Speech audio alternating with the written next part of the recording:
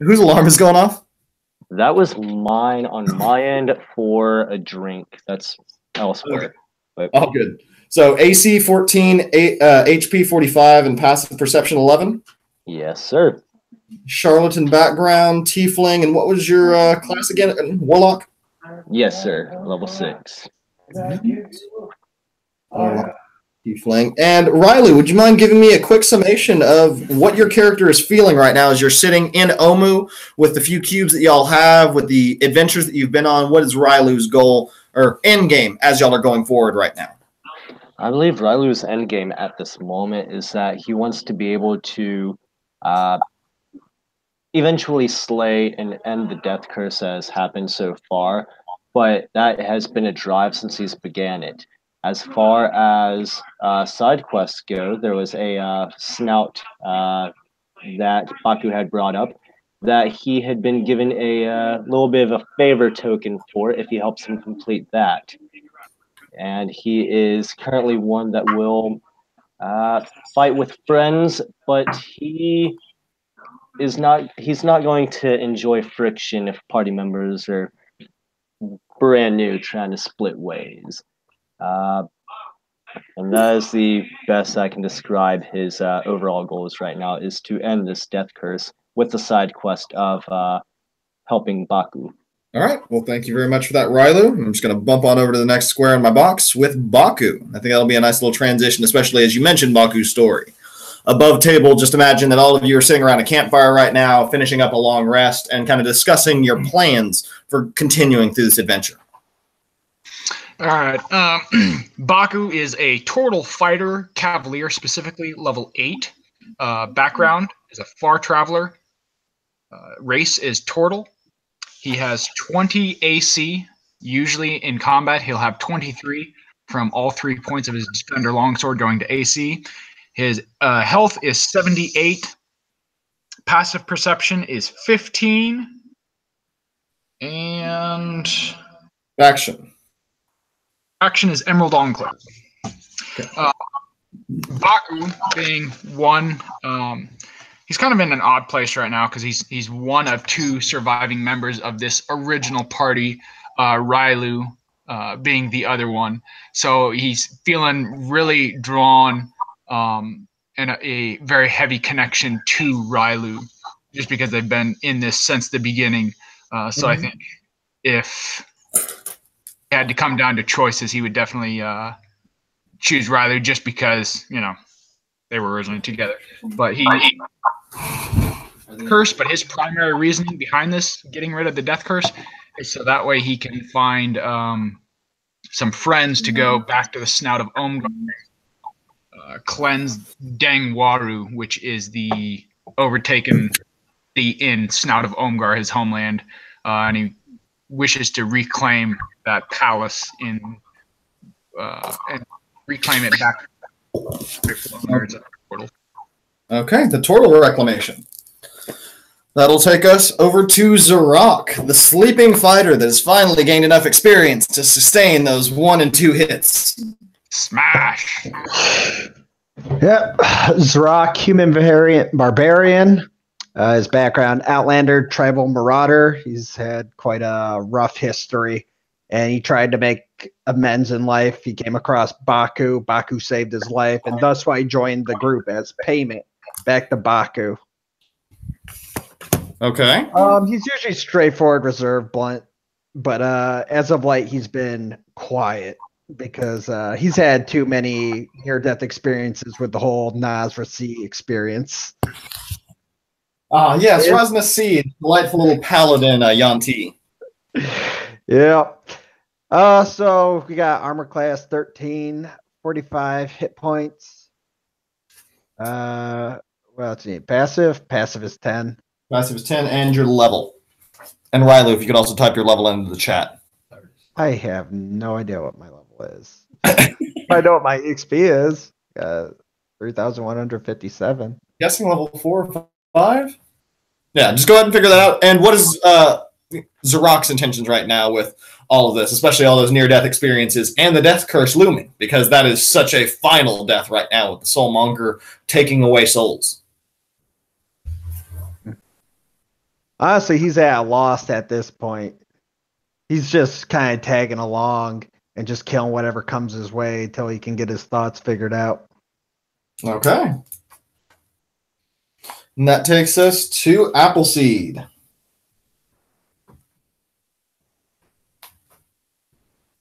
Brian, you there? Yeah. I'm actually driving in my car right now, so I've got it on mute so it keeps the noise down. Well, much appreciated.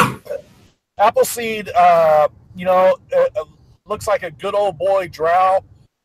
He knows a couple of spells here and there. He's got the business in the front, party in the back, haircut going. The wife beater with the beer stains on it. He's always carrying around strange Patty Light. He's just kind of a chill, laid back. He got here by accident, a bad, travel plans. He kind of poofed here. But he's been quite enjoying himself. He's established a bond with everybody, but that damn flame sword ruined his perfectly non-tan drow skin. He's a sage. He's level 8, and I don't know what else you need to know. Passive perception 16. His intentions, it's like he's being from a drow heritage. He's not really all that trusting of people, especially being the male drow. But he's really kind of developed like a little bond with the rest of the group as they've shown their willingness to push people that need to be pushed. And he wants to continue. He's heard about the soulmonger. He's definitely has piqued his interest because he wants to be brought back if he dies. So, what's good for him would be, good for everybody else. So he's definitely interested in getting rid of this nuisance that from coming back. Okay. Thank you very much, Appleseed. And can I get Oswin's intro? Of course. Oswin is a traveling bard working for both the Harpers and the Cartography Guild, as he is both trying to get mapping done in Chult, which is, previously a hard-to-map area, but he saw opportunity to travel there. And from the Harper side, he really wants to understand the magic behind the Soulmongerer and exactly the inner workings of it. Okay. In terms of information, armor class 20, HP 67, passive perception is 16, spell save DC is 15. And I think that's everything you need. What was that armor class and hit point again? 20 armor class, because I took the moderately armored feat. Oh, yeah, and you're Tortle Cell, right? No, that's my druid. This is just my half-elf bard. Just a bard. Just a bard. Not Tortle. I've never heard of just a bard in tier 2. But yes, 20 armor class with cloak of displacement and 67 HP. Okay, sweet. So here, I'm going to try and... Oh, I can't zoom in the camera on this one. Damn it. So I'm going to do a little lineup right now of everyone so far and have Roak finish us off, just as Artisan Dragonbait introduce themselves, and then I give a general update of what all we've done, where we are, and prepare to slaughter you all. I present to you all Roak. He is a level 8 fighter who is a folk hero. He enjoys long walks on the beach and throwing rocks at seagulls. He's lawful neutral and also a Goliath. Let me tell you, his passive wisdom is... His passive perception is actually 9. He's not smart. He's nothing! He's not charismatic. And he has nothing to do with a witty joke. But as for motivations, he has honestly stumbled into Chult altogether. He's just been going from band and band of adventurers, basically seeking his true yearning, which is grand conquest. The grander and bigger the scores of enemies, the greater the odds. That's where you'll find him. Alrighty. here I am. Swiggity. And I also have a manservant who's actually a flying monkey now. Oh, my AC is 19 plus 3 because I have plus 1. And passive was 9. And health? Health is 76. Okay. 76. So that makes up... Oh, what was that? I was going to say that Jason has now joined us. And you see the albino dwarf awaken from his long, long slumber, i.e. all of last session. If you wouldn't mind giving us a little introduction, or seeing if your mic works tonight. Can you hear me currently? We can hear you. Issues. Awesome. So I'm Jack, level 8 dwarf cleric. Oh, they're open. 59 HP, 15 AC, and a 14 of passive. And my backstory that I came with is my people keep going missing in the jungle. Oh no! And all efforts to locate the abductors have been for naught. As a clan leader, I'm important. The time has come for you to discover who is behind all this. It's not me. All right, you're going to get a point of inspiration for that, because that was very well delivered on table. Nice, albino.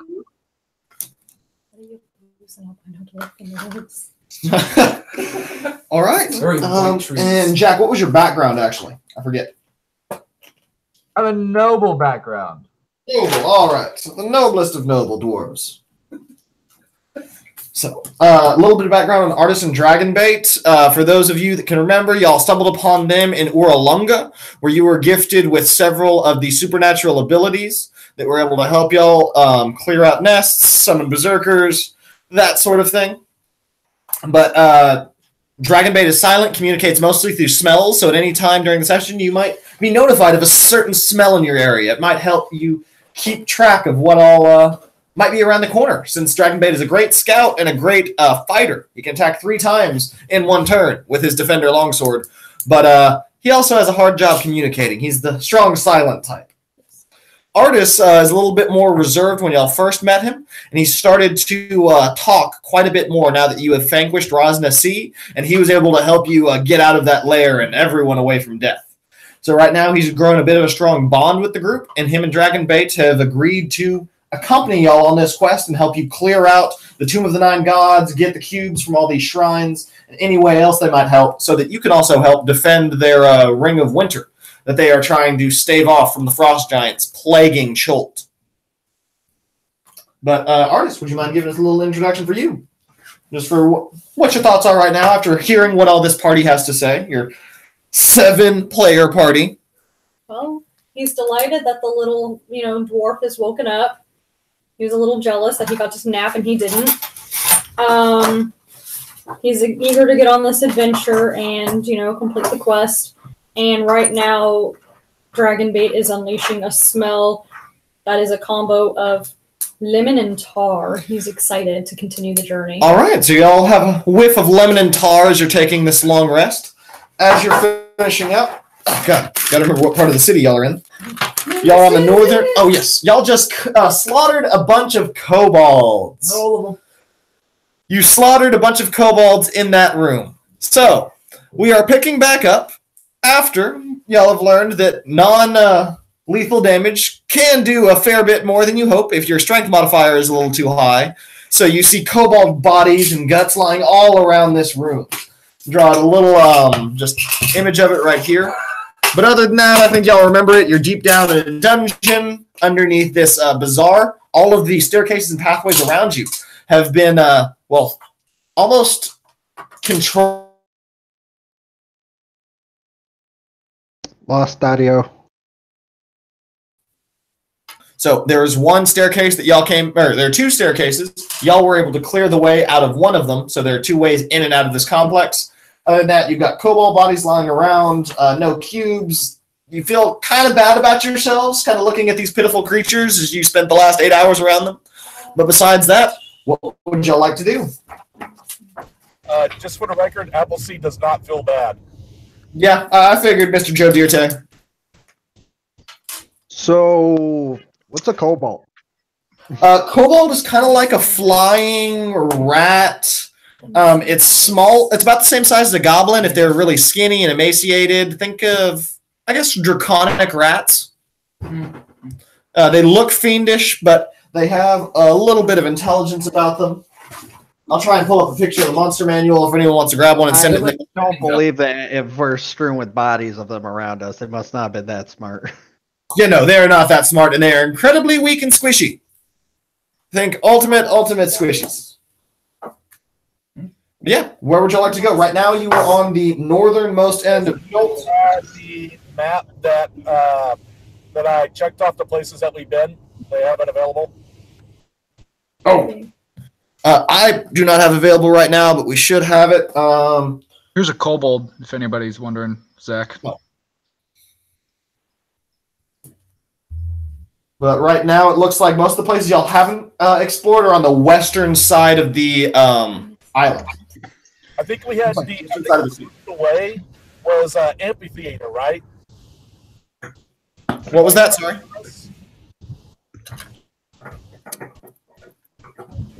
Right across was from us from this area was amphitheater. Sorry, Brian, you're still cutting out. Give me 1 second.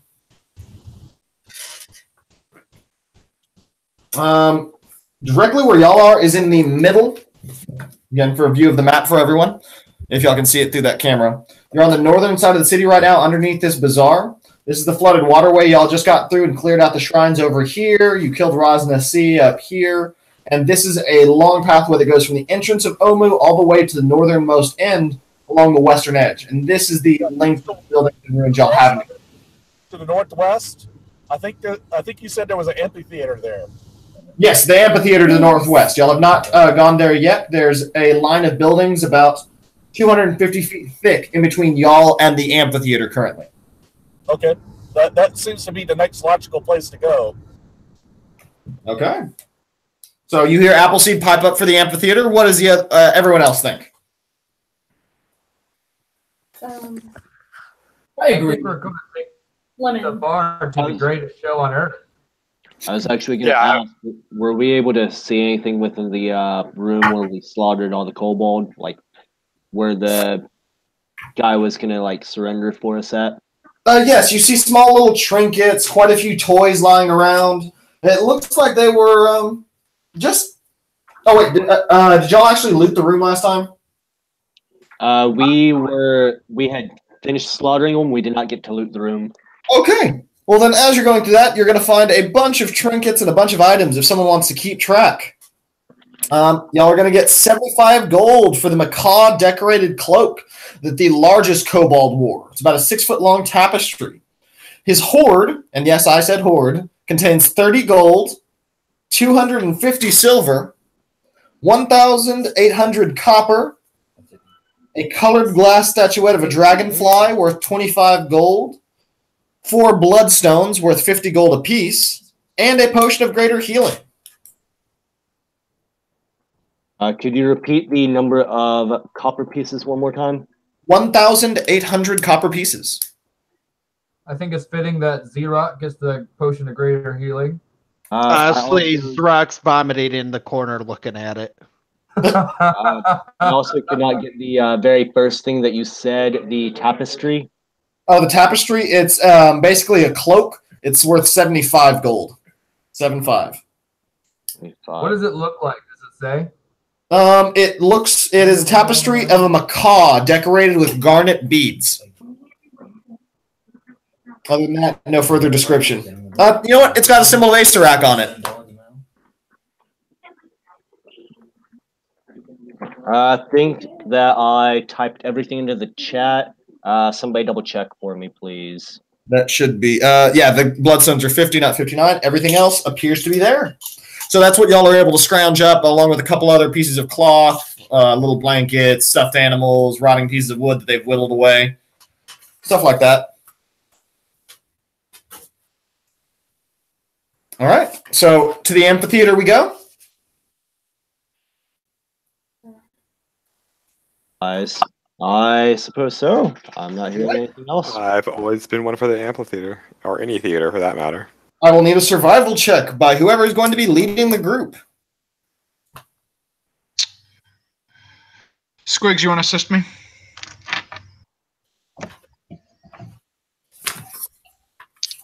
Let me make sure I'm able to do it with survival real quick. I do not have survival as something that I can assist in.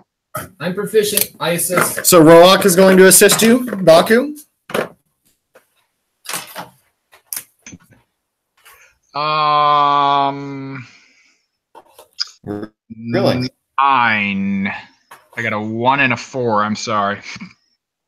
Okay, so as you have Roak and Baku cutting your way through with machetes, trying to guide yourself around this, this terrible, nefarious place. I'm going to need everyone to roll Constitution saving throws as you are attacked and descended upon by a large amount of mosquitoes as you stumble upon a ruined complex with pools of water that they seem to be breeding in. Appleseed has bug repellent on. Oh, you say that now. One for artist and one for dragon. Bug repellent will give you advantage on the roll. I just got a 4. So, who got a 15 or lower? I'm sorry, lower than 15. Oh, God. Yeah, that would be myself. I mean, well, it could be argued that because we had already had it on before we went into the dungeon, whenever we... Oh, yeah, y'all had it on before. I will say that declaration, y'all did have it on when you went down, so you can roll with advantage since this is when y'all are first coming out. All right, well, with advantage, I'm obviously up to 19. Nope. I missed everything in like the last few minutes. Both Baku and his boar are good. Okay. He's currently riding his boar, by the way. Can I get a percentile roll for everyone that failed? What were we rolling for? Mosquito madness. The same thing that knocked you unconscious last time. D10s. That's a con save? Yes, con save. 14? 14's going to fail. I need another percentile roll from you, Albino Dwarf. 42. 24, 42. What are you doing, 24?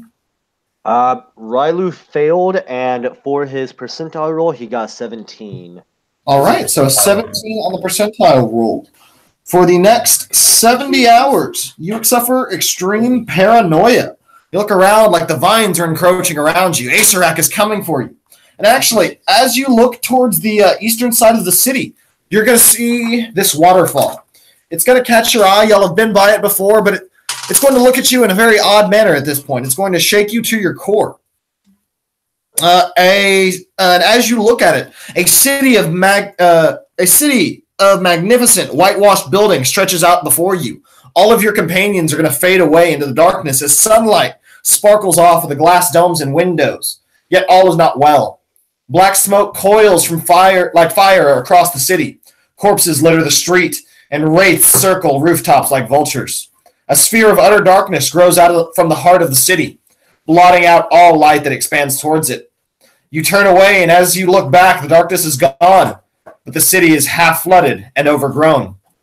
As you look back and start to feel yourself coming back into reality, you're going to see the outstretched finger of a lich as you see him about 15 feet in front of you and slowly walking closer. As you blink your eyes, it takes about 2 seconds before this image disappears, and it forever washes away, and you find yourself back with the adventurers. Anyone else fail their con save in a spectacular way? Jack got a 35 Jack got a 35. for the percentile. Yes. So you are going to regard. So he has to roll percentile dice. You are going to regard Baku with the apathy spell. If you want to go ahead and look up those effects, you'll be under its effects for the next 80 hours. Cool. She rolled a 66 for artist. He failed. All right. And you also see Artis get a massive mosquito on his neck. He gets uncontrollable tremors and will be making disadvantaged attacks for the next 70 hours. Yeah. But other than that, those are the mosquitoes that get... Or anyone else? For the paranoia, am I at any disadvantages? Nope, no disadvantages yet. Just mechanical effects that I can tell you about later. Reminds me of his childhood and our I will say the intruder for the last game that we had way long ago. Okay. So also, you need to write down a story word, Curse of the Waterfall, Rylu. And anyone else, as y'all happen upon this shrine, as you're trying to make your way to the amphitheater.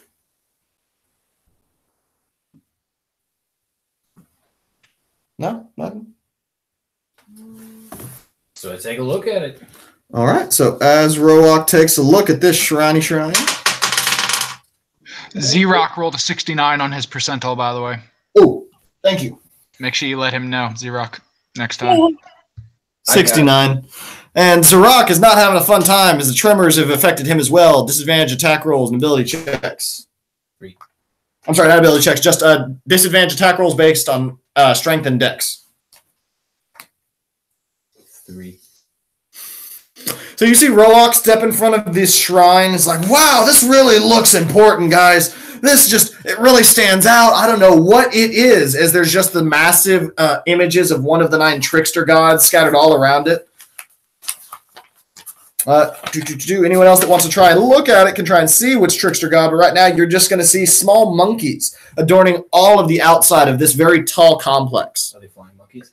They're not flying. I'll give it a go because of the whole deity thing. Mm-hmm. That would be perception or investigation. Well, your passive perceptions have picked up a little bit, and I'm about to read it off, but you can perception or investigate. They'll yield different effects. All right. I will do investigation for a total of 18. All right, 18. As you look upon this, you are going to recognize this as the Shrine to Wango, one of the 9 trickster gods. No one is inhabited with a spirit because that's not this one. Hold on, I just need to draw out this map because it's kind of weird.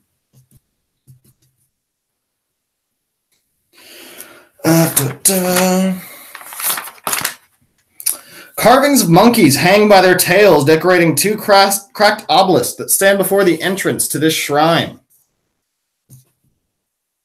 Past the obelisks is a courtyard filled with horsetails and arum lilies. 5 archways open into the darkness at the base of this ruin. Mounted above the central arch is a stone plaque bearing an odd inscription. Anyone that's able to read Old Omen, like Dragonbait and Artist, will be able to translate. So as Artist looks forward, he's able to see, better to be Wongo's friend than his enemy. You rather Wombo.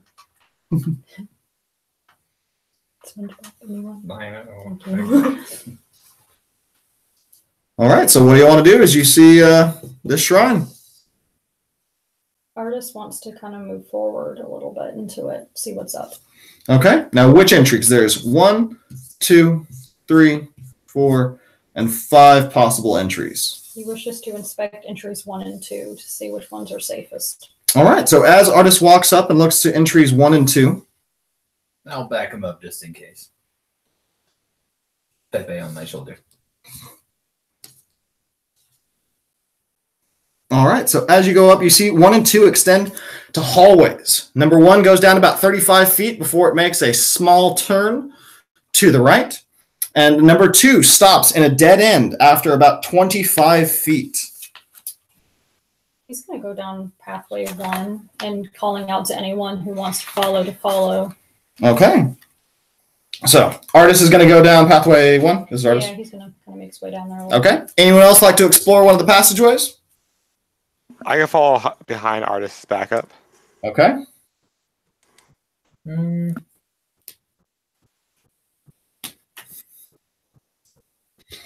As you make it up to the far side, you're going to see the corridors end in a molded stone mask that juts out from the wall.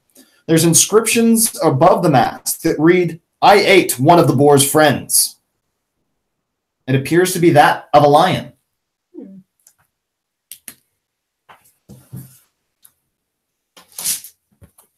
Well, Baku's not in there right now, so he doesn't know this. Mm-hmm. Well, there are 4 other corridors to explore if you want to, Baku. I'll go down number 3. I will tag along because I don't want to be without my shield. Okay. Baku is going to follow Railu. No. You lead the way. Baku is leading the way with Railu following. Okay. I'll go with Baku, Railu, and Roak going into this. Oh, did you say? Sorry. Yeah, 3 of us. All right. Okay. Ugh. As y'all go into the central room. God, I hate all the pages in this thing. It's the one thing about hardcovers. They get me every time. A 10-foot tall statue stands as an evil-looking monkey balances atop a stone Diaz in the middle of this 20-foot high chamber. Mind grabbing a large mini like a giant? The statue's limbs are splayed with its hands and feet cupped. On the wall behind the sculpted relief shows a monkey-like creature tearing into a giant serpent. You see odd inscriptions carved above and below the relief, and there are 4 masks painted in stone that protrude from the walls. They depict the heads of a lion, a zebra, a boar, and a vulture. Baku is going to try and read more into the picture of the boar just because he has a soft side for boars because his mount, obviously. Mm-hmm. Okay, 1 second. I'm writing these guys down so I don't get them mixed up. And who is in where? Zion and vulture. All right. So as you get closer, you said to the boar, correct? connected together. Yes. All He's right. going to kind of walk up to it and, Railu, take a look at this, friend. So as you get up and look into the room, you see 2 eye holes that cut through the center of this boar mask. It's amazingly crafted, and it does not have a relief on it like the one that artist saw on the other side. But you can see that the eyes stretch into a chamber on the other side. I would like to peer within it, but I'm going to be very hesitant. All right.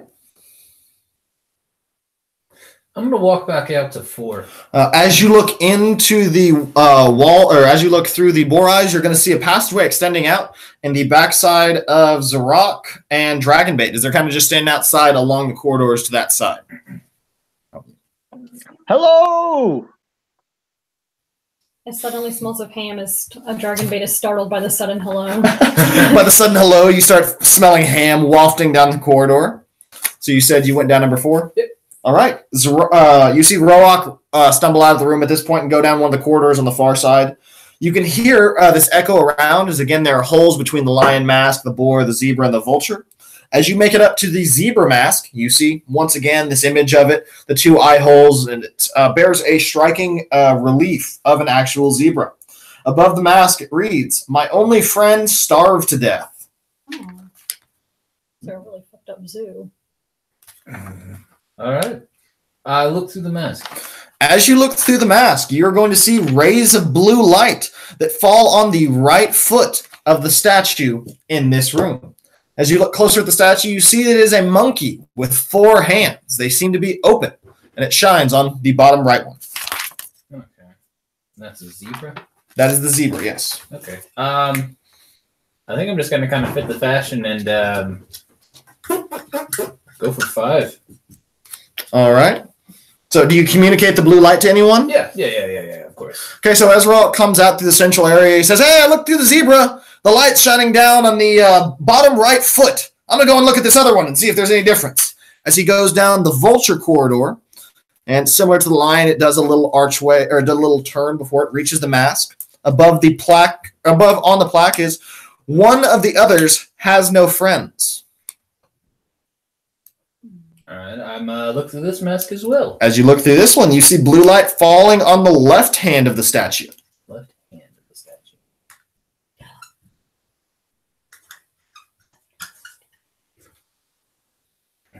All right. Okay. It smells like brimstone now. Dragonbait's a little confused.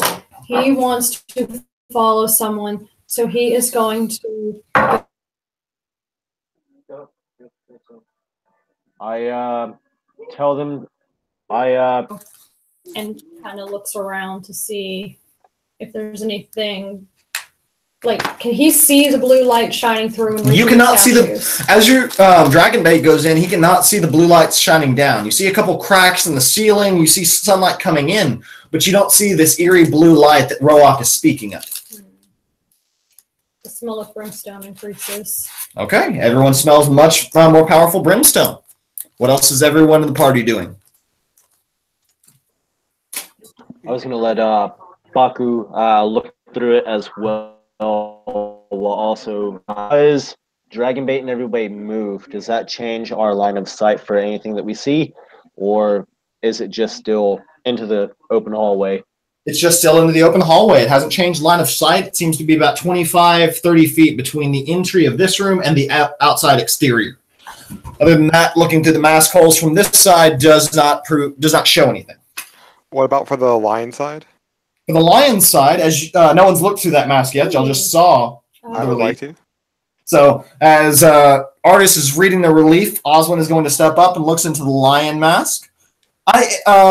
You're going to see a blue ray of light falling onto the right hand of the statue. Top right. Yeah, top right. So right hand. And for a reminder, that placard says, because you hear Artis just repeating it over and over, I ate one of the boar's friends. The vulture had no friends. Or that's what his description said. What did the zebras say? I think all of my friends starved to death or something. One of my friends starved to death or something like that. One of them or all of them? My only friends starved to death is what the zebra said. Okay. One of them was like, all of my friends are dead or something, or I have no friends. So No, we haven't looked at the other one, number 2, on the other side. So Rourke says, I'm gonna go look for the next mask. All right, so as Rourke goes down the hallway, is anyone else moving, making any decisions as he goes over there? Besides looking directly into this guy's gorgeous peepers? Yeah, because at this point he's also coming around to look and basically meet Baku's gaze as Railu has directed him to look through the eyes, and you catch the side of Rourke. Oh, I didn't know this was OK Cupid. Oh, I don't even have a profile. So, as Rourke looks, you're going to see the vulture is lucky to be alive in the mask written. As you look through, you're going to see light falling down onto the left foot of the statue.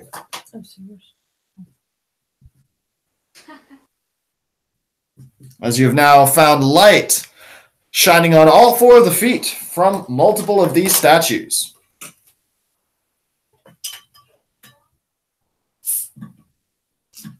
So we're trying to figure out the one that has no friends? I don't know. At this point, y'all have found 4 very odd. I've written down what I've gathered for it. By any means, everyone else is able to correct what I've written for what each one says.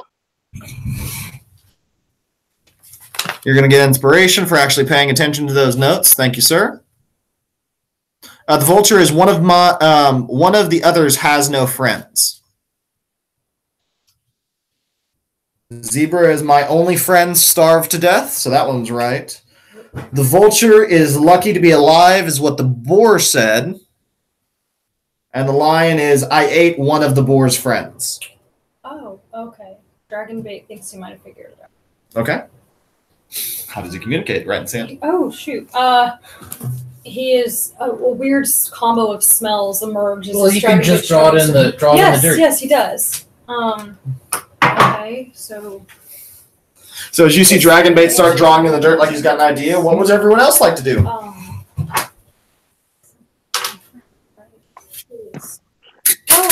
I let Baku look through and we were discussing it, and then I will follow him.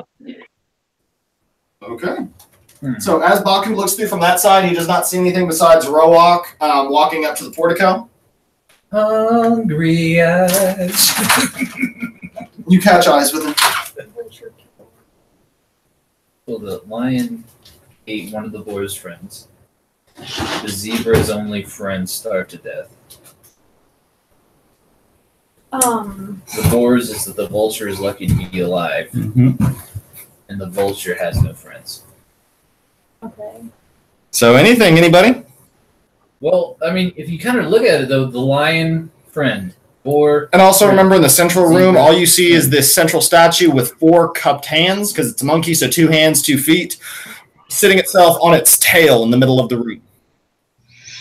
Are Railu and Baku in this room, or are they in one of the corridors? Rylu and Baku are in this room along with Dragonbait. I'm going to study what Dragonbait was drawing because I noticed that he is frantically drawing something. You see Dragonbait frantically write down, friend, friend, no friend, no friend. So it seems like Dragonbait knows some correlation between which two creatures might be friends and which ones might not be.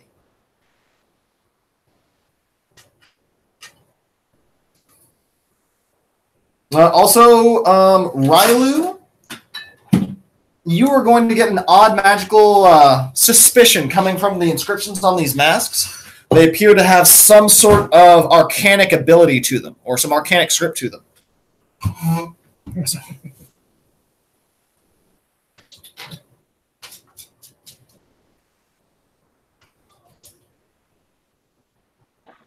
I'm going to be very wary of them, and I'm going to move a bit away. I will let Baku and Dragonbait know of a very eerie feeling coming from the masks. Okay. What do you mean, an eerie feeling, friend? Eerie feeling, friend. I sense more magic, more something imbued. I can't describe it. Do we find any kind of objects or anything of weight in the room? Within the room, no. Well, actually, looking around, you're going to see small holes on the edges of the back wall.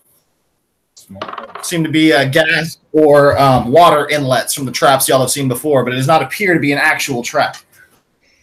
Not an actual trap. Yes. Dragonbait's going to go up and peek through one of them. As you peek through one of the small holes, you see they're only about 2 inches thick, and they actually just go back into the concrete wall. It seems to be a diversion of sorts, a false trap. Suddenly he worries about a real trap and tries to warn everybody by making it smell a little bit of violet. Okay. Artist smells the violet and heads into the room with the others. So y'all begin to smell violet in the central corridor. We still have Oswin looking through the lion mask, investigating. Roak looking through the boar mask. What are Zarok and Appleseed doing? Jack. Wants to slowly and cautiously approach the big statue in the middle of the room until I see Baku, and then I will have to roll a saving throw. Okay. Damn it. 7, 8, 9, 10, 11, 12. Does a 12 wisdom save pass, or am I scared of Baku and run away? A 12 wisdom will pass. That'll actually be your DC for whenever you run into Baku. Okay, cool. Well, I still slowly and cautiously approach, but I want to stay away from Baku.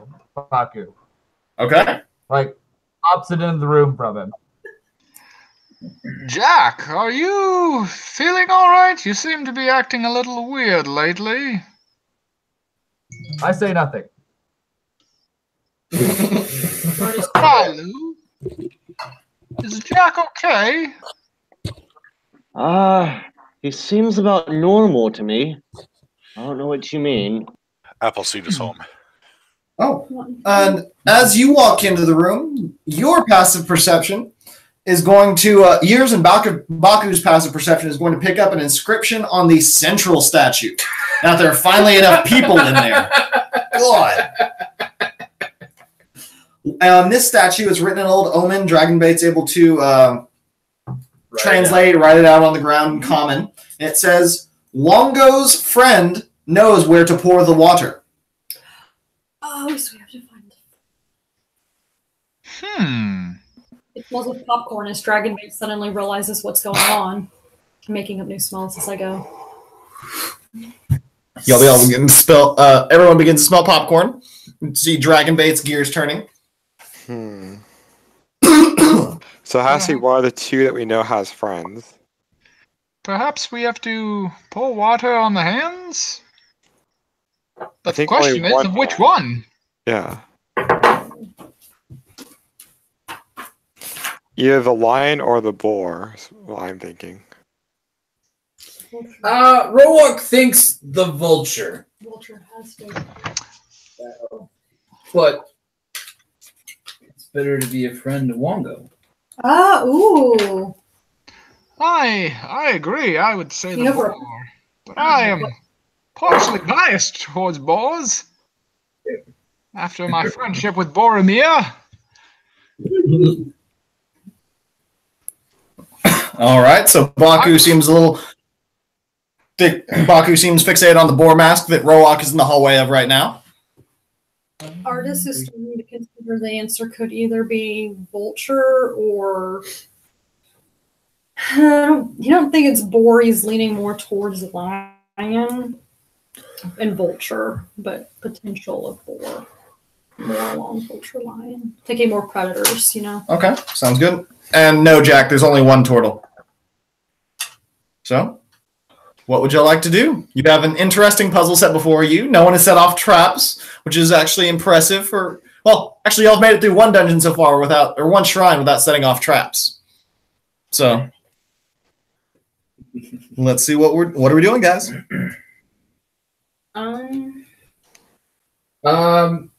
Would it be all right with everyone else if Bob poured some water in this vulture's hand? I'll stop you for right now until we have a full understanding. Yes. Don't be so hasty, friend. Don't be missing clues. I'm a little bit more shaky than normal, but Appleseed goes over with his beer and pours the beer in it. Artist is picked with that decision. Which hand do you pour that in? The one they were talking about. Okay. Vulture. The vulture hand. So that is going to be... Can I back up 10 feet? Yes, you Too can. late. Too late. Like, as he pours it. You can do the reaction to back up 10 feet as you pour it into the left hand. It reeks of burnt ham. Oh, God. I was saying that would stop you. Well, as you see Appleseed just dump the beer into the middle one, you feel the entire floor around you begin to shake. The entire building moves around your feet.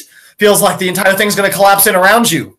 It smells of shit. And then you see a small puzzle cube start to appear in the creature's left hand. I sip my beer. Well, that's that. Turn around and walk out. Figured it out! Dragon bait face palm. All right, now I need everyone to roll an initiative since Appleseed grabbed the cube. I didn't pick the cube up. Oh, I just picked my beer and turned around and walked off. So Roark's excited about this. He picks it up. Balking dragon bait aside. Yes! So I need everyone to roll me initiative as Roark and Dragonbait try to reach for the cube. Type your initiative into the text window. 13 for dragon bait. Maybe 17 altogether for Roark. Don't forget artist. Oh shit! Artist isn't grabbing at it. Oh, right. He's okay. still in there though. It's initiative. Well, yeah. Okay. 6 for artist. And what did you get? 17. Okay. Okay, Baku. What masks and what did you look through when you came in? Only the boar's mask from the central room side, right? Yes, that sounds correct.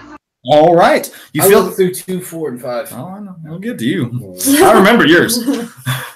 So, as you look around the room, you're just going to feel an odd energy surging from the 4 masks around you as they beam to the 4 hands of the central statue.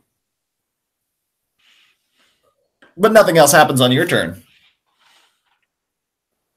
Rylu. Sorry. What mask, if any, did you look through? Just the boar's mask. And the boar's mask from the central side, so nothing happens to you. Roark, what was the last mask you looked into? Number 5, that'd be the vulture. The vulture. Please give me a Constitution saving throw. Oh, my favorite. I pass. Let's say that. Okay. You see one of the masks the vulture mask shoot an odd energy at Roark. surging into him, but he seems to stave his constitution and keep it from, affecting him. Next, Zarok did not look through a mask. Appleseed did not look through a mask. Oswin, Constitution saving throw. I need a Constitution saving throw for artists. Dragon Bait didn't look through a mask. Ooh, that would be a 22, surprisingly. So you feel energy surging from the mask, but it causes no effects to you. But as you look inside of the room, you see the energy surge towards Artis as you see him magically polymorphed into a lion. Whoa, cool. Artis Sim roar. Yeah, Artis roars in confusion. That takes us out of initiative as all the curses have been affixed since those are the only people that look through masks. But you all of a sudden see Artis transformed into a lion. It smells of vile shit right now as Dragonbait is terrified. Does he still wear the ring? Oh! It's polymorphed into him. Oh, cool. Wait, maybe not so cool. Hang on. So what would everyone like to do? We are now out of initiative. Well, As he polymorphs into that, I looked left, I looked right to see if anybody's concerned. I'm like, that could be permanent. Can I walk up to Artis? And after I say that, I sip my beer. I just say, who's a good boy? Who's a good boy? Artis claws at Roark for that. So you start seeing Roark and this lion playing together since Roark's a Goliath and the lion is a lion. It's like a human and a house cat playing. So after everyone's done playing with the kitty cat, I would like to try to cast Lesser Restoration on him, if that'll work. Okay, but after everyone's done playing with it. Okay, good. Let me look up Lesser Restoration. I do not believe that helps. Restoration. Yeah, Lesser's not going to do it. What will need to happen is dispel magic. I could do that, but it looks like you're having fun, so. So as you see the cleric sit down and try to cast this spell, Appleseeds mentions that a little bit. So it keeps you from expending the spell slot, as your insight tells you, yeah, this is probably a little bit more than a lesser restoration. Just leave it. Just leave it. Question. I say, can I keep him? Wait, can the little white little dwarf thing, the albino dwarf, ride on the back of the lion into battle? Actually, yes, the albino dwarf could ride the lion into battle if he wishes. That would be so badass. So, Jay, like there in the room. we're actually going to see the lion start getting close to you and start like pulling on your cloak, getting a little closer to you. Like, I know you don't like turtles. As you kind of feel a whisper of it, as since Artis is no longer able to speak, so Dragonbait and Artis are silent now. You see as if the lion wants you to mount it. Not in a creepy way. Phrasing. Yes, not in a creepy way, but in a let's go into battle kind of way. No home meow. No. All right, is there anything? Is somebody grabbed a cube, by the way? Oh yes, Roark has the cube. Let's roll out. All right. We're walking and rolling. I'll need a survival check. By the lead adventurers again, if Baku wants to try and make that check, or he can grant advantage to Roark. Can you get grant advantage to Roark? 23 rolled. You advantaged. So 23. as Baku and Roark trying to battle between one another to take lead and get to the amphitheater, we're successful. Mind getting a little crown roll back and then walking that off. I feel like it's a play on lion instead of when I get a squirrel. Yeah, because you're not gonna have super tendons. No, but I can look up lion sounds if that's okay. Yes, you can look up lion sounds. If I'm gonna play these people, I'm making it up. As you approach, a ruined amphitheater looms around the surrounding buildings. Vines cling to its steps and animal statues line its stands. The muddy ground outside is stripped clean of vegetation. An eerie silence hangs over the area. No birds cry, no insects chirp, nothing stirs. Would we think that as unusual? I scream out, For "Hello!" Chol, yes. Hello, hello, hello, hello, hello. Echoes, as it seems like a very splendidly built amphitheater, even though half of it is crumbled in. I'm about to draw y'all a 10-foot scale of this entire complex. Science magic. Science magic. So I didn't hear anything. Did we find this unusual? This silence?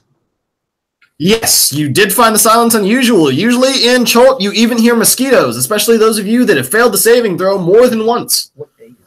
Cool. So I look over to Oswin and say, hey, now's your chance to play the song of your people. Oh, man. Please no. Yeah, Oswin getting a little bit nervous, reaching for... What kind of instrument do you have as a bard? A violin. Oh, Or whatever the equivalent is.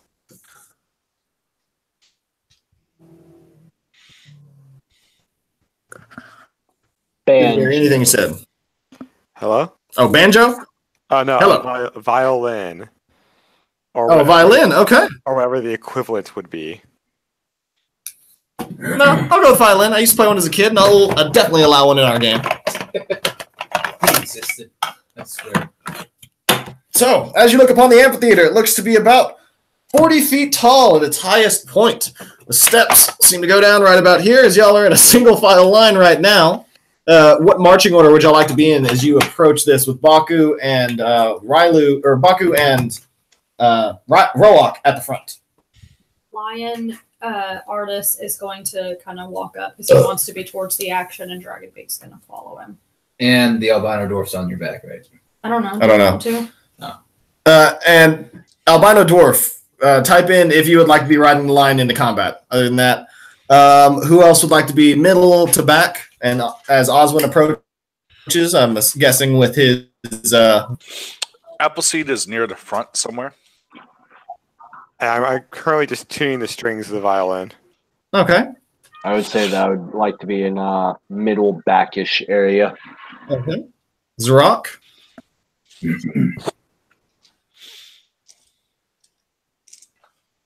At the back of the line, keeping an eye out for any commotion that comes from behind. If I'm like facing the opposite direction, watch our backs. All right. Zrock is watching your backs.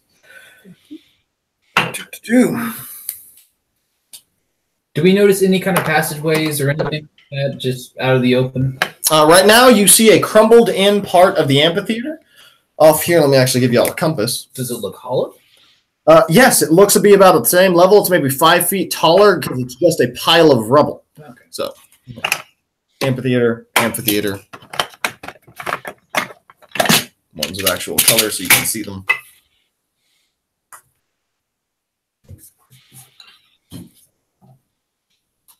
So, this is the amphitheater. It's a little deeper than it should be. So, 1 second. That's not the proper sound. There we go. Is that the tuning of the violin? It must be. Oh, that's great.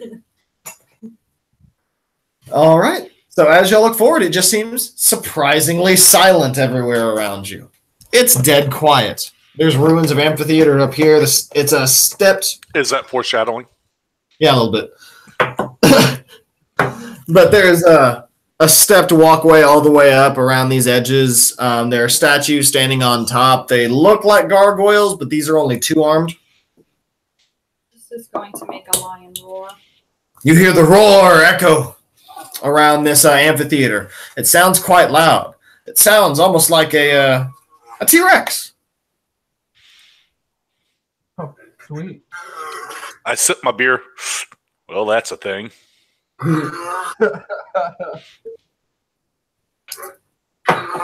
All right. He's still trying to get used to his roar. Anything else y'all are doing? As you're roaring into the amphitheater, your bard is... Is there any exits or entrances that we didn't come into that are in this area? In this area, there seem to be only the side entrances over here. These are completely clear. Everything in here is a bit filled with rubble, but it's not difficult terrain. This colored-in portion to the north is what's been collapsed in. It's about 5 feet high of difficult terrain and rubble. but everything else around it just has a bit of vegetation growing on it with vines, limbs, the usual Chilton trees around it. But other than that, the middle complex looks rather muddy and well-used, a well-used pathway. So there's no under. No, there's no underbuilding. Bless you. Thank you. Sorry. Do I see an easy way to hop onto the amphitheater itself? Oh, yeah. No, it's a stepped walkway all the way up. They're only about like a regular staircase. Sort of, amphitheater, honestly. The seat is about 2.5, 3 feet tall. No, 2 feet, actually. That's tall for a halfling. I would like to get myself up there, cautiously looking around. Dragonbait will follow him for extra backup. Just in Okay. case. Which side of the amphitheater do you go on? A center stage. Oh, yeah, center stage. You going up here. I'm just gonna follow and make sure. I follow as well, looking for a nice seat in the house. I want to get right next to the side of the rubble, but close to where they are. Well, like, I'd say like right up here. Basically, if anything goes into that amphitheater, I want to get my claymore and my greatsword out and smash it into this rubble to make it fall down into the amphitheater. All right. So we've got I'm 4 gonna sit very far away from Baku, though. At least 60 feet away from Baku. Okay. So Baku's still sitting kind of in the middle of the amphitheater. Any place you'd like to go? Oh, great. He would sit in the middle. Baku. Baku's just hanging out observing. I'll just watch the show from the hallway, I guess. I'm gonna be back to back with Baku, just like ready for something. Like I want to have jazz hands going on, ready. Jazz hands on the ready. All right. Well, as Oswin and Dragonbait get to the top, you are going to hear a very familiar roar. Sounds like the lion that just roared in the center part of the amphitheater. But as you get closer, you are going to see the head of a Tyrannosaurus Rex covered in majestic feathers. And I need everyone to roll initiative.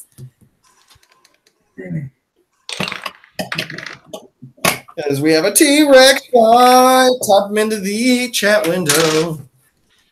Okay, Dragonbait will. And Jake, I need you to sign this because I'm giving initiative to the T-Rex. I'm giving advantage to the T-Rex. You got to print off a new one. I got one at the con this weekend. Oh, and wow. Yeah, Riley, you're going to get a point of inspiration. This is my Acerax gift. The I first one. currently have 1 point of inspiration. All right, then you can assign that one to anyone you like. Yeah, I'll go with Baku since he seems to be all happy jazz right now. Yay! Appleseed got a 16, and I spilled a bunch of tea everywhere. So. Oh, no. Appleseed 16. Who got higher than... Oh, my God. Initiative. What did you get, Rock? Oh, I got a 25. Okay, thank God. What do you mean you failed? There's nothing to fail. You're rolling for initiative. What did you get for initiative? What's a lion's 11. You're good. I've got it for you. Okay. Wow, this initiative was not the best. No, I could have rolled a lot higher. Oh, and Baku, are you a little excited about who you're getting to meet? I'm just surprised I had a character who found him finally. Yeah, Oswin, you're going to have a free action available once you see the T-Rex's head. Does it appear aggressive? Yes, it does appear aggressive. It appears in a challenging state right now since its roar was just contested. Ooh. I'm going to grab onto Dragonbait, which is near, I believe is right next to me, correct? Or close enough to me? Yes, right next to you.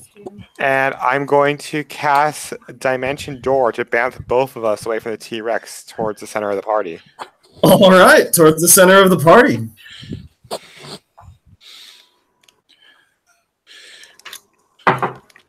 And then I forget, Dimension Door is a bonus action or is that an action? No, that's a full action. That's an action. Misty Right. Step is an action. Gotcha. In that case, I'm going Can I- to a bonus action inspire Appleseed. All right. Appleseed here with a little more vigor. What is it? A D8 now? Let me double check. It's either a D8 or a D10. I think it's a D8. It is a D8. Okay, thank you. Are you Valor or War? Lore. Okay, so anything but damage? Yeah, anything but damage, pretty much. So you hear a mighty roar come from behind. And you're going to see a swarm of wasps come up from over the amphitheater and descend walk. Oh, as these creatures attack you. Bees! Not the bees! Oh!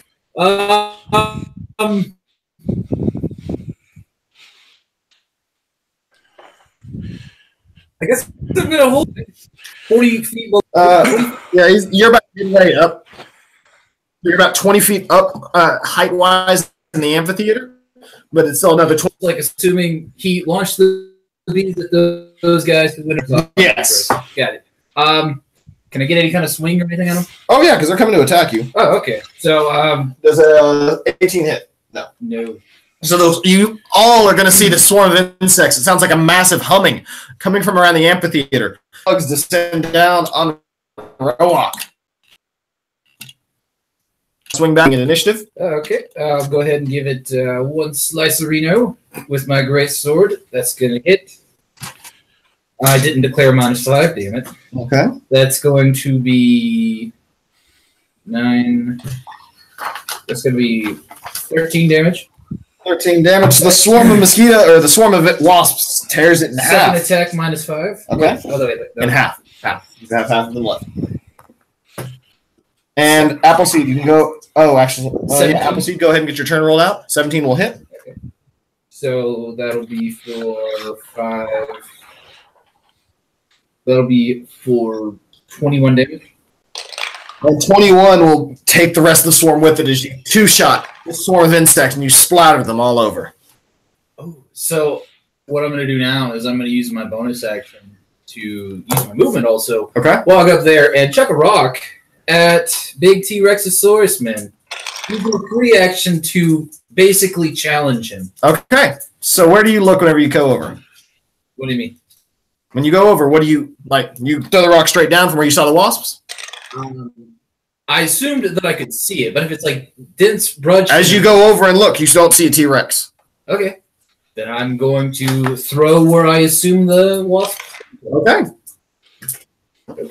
Will a 17 hit? A 17 will throw the rock right down, and you'll see it fall in one of these massive footprints standing at the base of where you are in the amphitheater. It looks like there was a T-Rex once here, but your passive perception ain't picking up where it is right now. I ain't shit on that, baby. All right. Y'all are going to hear another massive roar come from over here. Does he show up? Sneak us. He does not. You hear it come from the southeastern side of the amphitheater. Isn't that where I am? Yes, it is very close to where you are. Great. Appleseed, is now your turn. Okay. How far away are we from him? From which roar? From the First or the latest second? roar. The latest one. Latest roar? You're currently 10, 20, 30, 40, 50, 60. About 80 or 90 feet away from where you heard the second roar, from where you're standing. Okay. Is there anything else in here? No, there's a swarm of dead wasps. There are statues of gargoyles lining the top level of this area, but nothing else, no. Okay. I will move closer to the where I heard the roar, and I'll walk over there 30 feet, and I'll hold an action in case whatever made the roar comes out. Okay. Oh, bonus action summon my sword. All right, bonus action summon your sword as it comes into existence. And it is now Dragonbait Appleseed's turn. Okay. Or Dragonbait Artist's turn. Dragonbait and Artist, well, I guess Lion Artist, are going to head towards the roar to back up Little Dwarf, make sure, see if they can determine where exactly it's coming from. Okay. Here's Lion. Okay. And we'll get there, and you are still not able to see the lion, but you do feel a menacing presence around you. You hear the breathing echoing closer to you, but you still do not have sight of this beast. This smells extremely of ham at this moment. Okay. Oswin, what would you like to do? I'm going to need a wisdom saving throw from the T-Rex, please. Can you see it? Or is this a spell that requires sight? It would be, yes. Is it within sight of me currently? You cannot currently see it. You are in the center of the amphitheater, and the last time you heard it roar was on the other side of this 40-foot high wall, basically, from its side. Y'all are on the ramp side of the amphitheater. It's on the wall side. Gotcha. And so there's no viable way for me really to get close to it, is it? These are all squares, so your movement would get you to the base of the first step. Would I have vision from there? No. Right now, your closest vision would get you behind your party members, and they still don't see it. Okay, I'll get behind my party members, and then I will hold my action to viciously mock the T-Rex if it gets within sight. I can't wait to hear that mock. Your closest... Oh, I got it already. Such stormy arms. Baku, it is your turn. From my previous encounters with T-Rexes, which I've fought, I think, 2 total, do I feel like they have over a 5-foot reach, i.e. a 10-foot reach or further? That would take... Remembering that in combat would take an active history roll. Okay. In that case, I am going to... I'm going to try it. I'm going to sheath my longsword, pull out my lance. Before I do this, was I able to make it in here on my giant boar? Yes, you were able to make it in here on your giant boar. I did forget about that. All right. So sheath the longsword, pull out a lance, move 80 feet with my mount dashing over to where I heard it. How far does that get me? It gets you right to the corner, dashing with 80 feet, and you see the edges of a Tyrannosaurus in his little arm. This is within 60 feet of me currently. Yes, within 60 feet of you currently. Okay, so I wouldn't be able to get around the corner with 80 feet. No. Remember, these are 10-foot squares. Disregard that weapon change then. Okay. About how far I was. So still Defender, Longsword, and all 3 points going to AC. Sounds good. That takes us to Rylu. Baku is going to mock the T-Rex, saying, So it's me. Oswin, as you ready your vicious mockery, you hear Baku trying to lay down some slam lines. It's like, hey, that's my job. But Rylu. I would like to use my free action to scream out, "Fuck you, Baku, for leaving me," and then I will ready my action for Eldritch Blast for as soon as the T-Rex comes around the corner. All right, Jack. So as I see Baku approaching, I flinch, but I do not run away screaming yet, because he is the most terrifying thing I've ever seen. Is it too late to take dodge action? Sorry, I meant to say that, but didn't want to interrupt Rylu. And how close is this T-Rex from me right now? You feel like he's about 40 to 50 feet away from you. Okay, cool. So do I see him? You do not see him. You're halfway up the amphitheater right now, so you don't have sight. I'm just going to stay here and just hope Baku does not see me and runs right past me. Okay. Zarok. I am going to head. I can't tell which cardinal direction it is. T-Rex is on the south side? Yeah, the T-Rex is on the south side. Okay.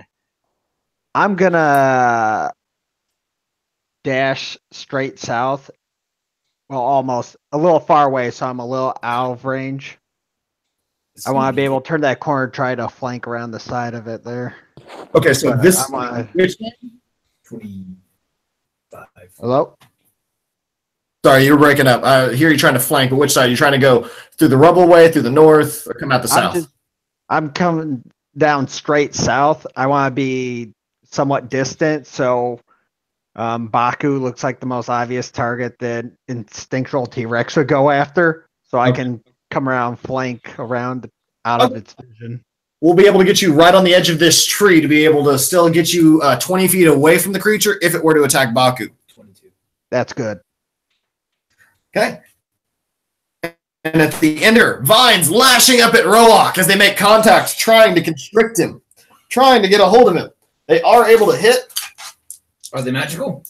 They are not magical. And they roll low as shit. 8 points of bludgeoning damage as they wallop you and try to grapple you. What was each? How much individually? It's 8 total. It's one creature. One creature. And if you wouldn't mind getting like a assassin, fucking roper is what I'm trying to think of. Yeah, but it is also that works. It's also your turn now, as you see assassin vines, as you've seen them before, lurch forth from the Colosseum itself. God, You see Appleseed pause mid beer sip and start shaking with excitement. Good roll. What would you like to do? Do you pee yourself? flaming goddamn sword. Bonus action to turn it on. Okay. All right. Versatilely attacking with this son bitch. So it's going to be D8 -5. Okay. Will a 10 hit? A 10 will not hit. Oh, all right. Another time. -5. They won't hit. As you are all able to see the comedy of errors that is happening on top of this amphitheater right now, you hear the entire thing, the T-Rex roaring, Roak attacking vines and furiously trying to keep them from restraining him. That takes us to my buddy here. Ooh. What do I want to do? Okay. Go ahead. The T-Rex comes running out around the corner. Alt held actions go off. Type them into the window as I proceed to try and attack Baku. I am dodging. Okay. I'm going to use Asarak's gift to make it a straight roll. Please sign that for Baku. God. Yes, I would. It's the King of Feathers. AC is currently 23, by the way. Yeah, we'll work on that. Yeah, it's good to hit. And Oswin is going to get a point of inspiration. Oh, okay. Damn it! He still misses on his attack. And he swings around and tries to hit your boar with his tail attack. Halzak, before it does that, can I get him to have a wisdom saving throw to see if it gives him disadvantage on the attack? What type? Wisdom 13? He will fail. So he'll take that attack with disadvantage. And as you see that energy surge through him, you hear him roar and his eyes light up, and magic energy surges as a legendary sort of resistance surges over him, and he does not take the effect. Okay, yeah.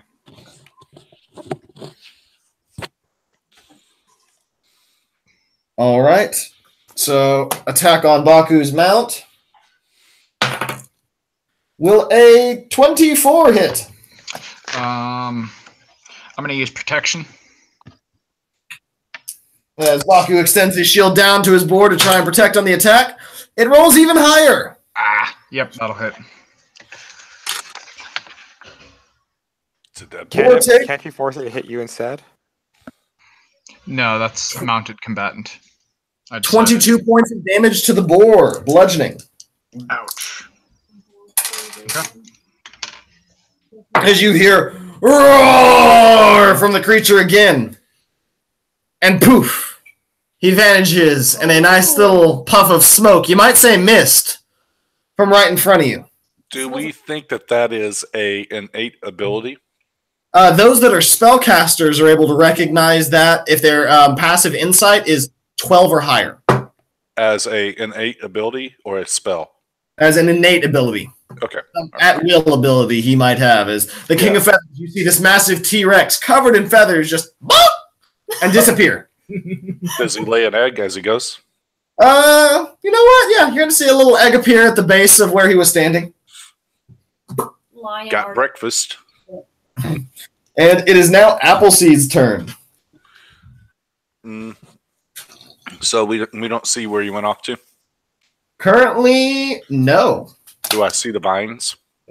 Yes, you do see the vines. The vines are no more. Oh, what do you cast blight on them? Yes. Dang you!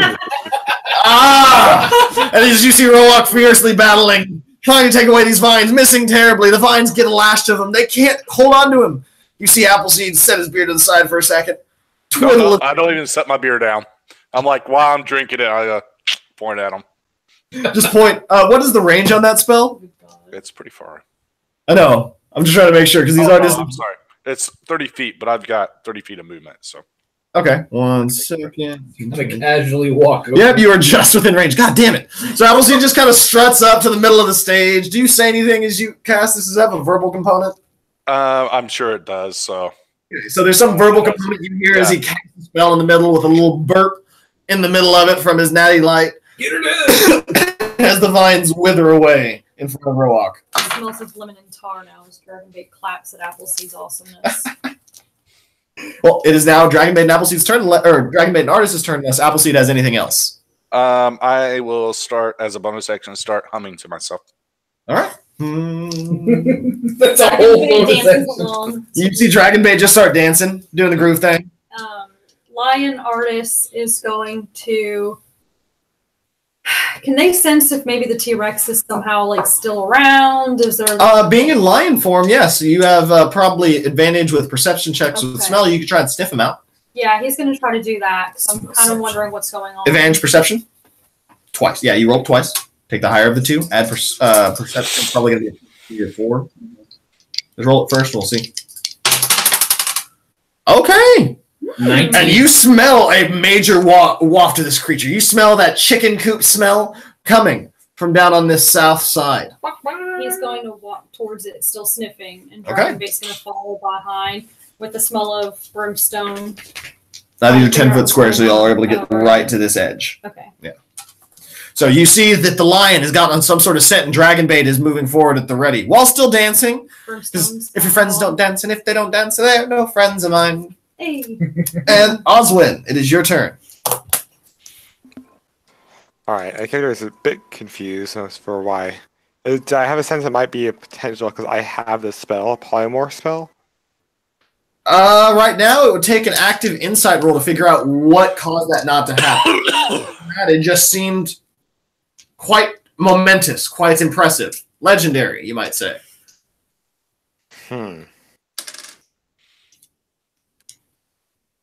I'm just going to hold an action to viciously mock anyone that attacks an ally. Okay. Baku.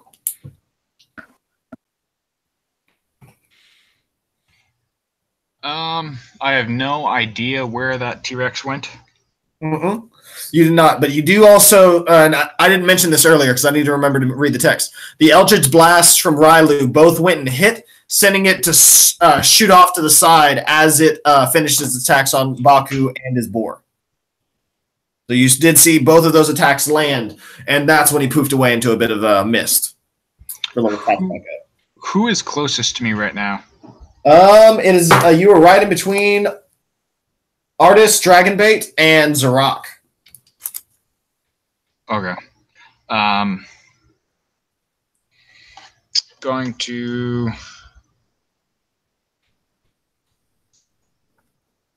I am going to make a I'm going to try this history check. Okay. I can lend advantage if you need it. Does he have to do the help action for that, or is that something he can The just help do? action on his turn. Okay. Well, 14. 14 is going to recall, yes, this creature does have a reach attack. He does have a 10-foot reach. Okay. Good to know. And that's it. All right. Baku's That's going to attack. 12 seconds into combat as Baku tries to recall his combat with T-Rexes. I'm And not then currently Baku's able to see anyone around me that poses a threat.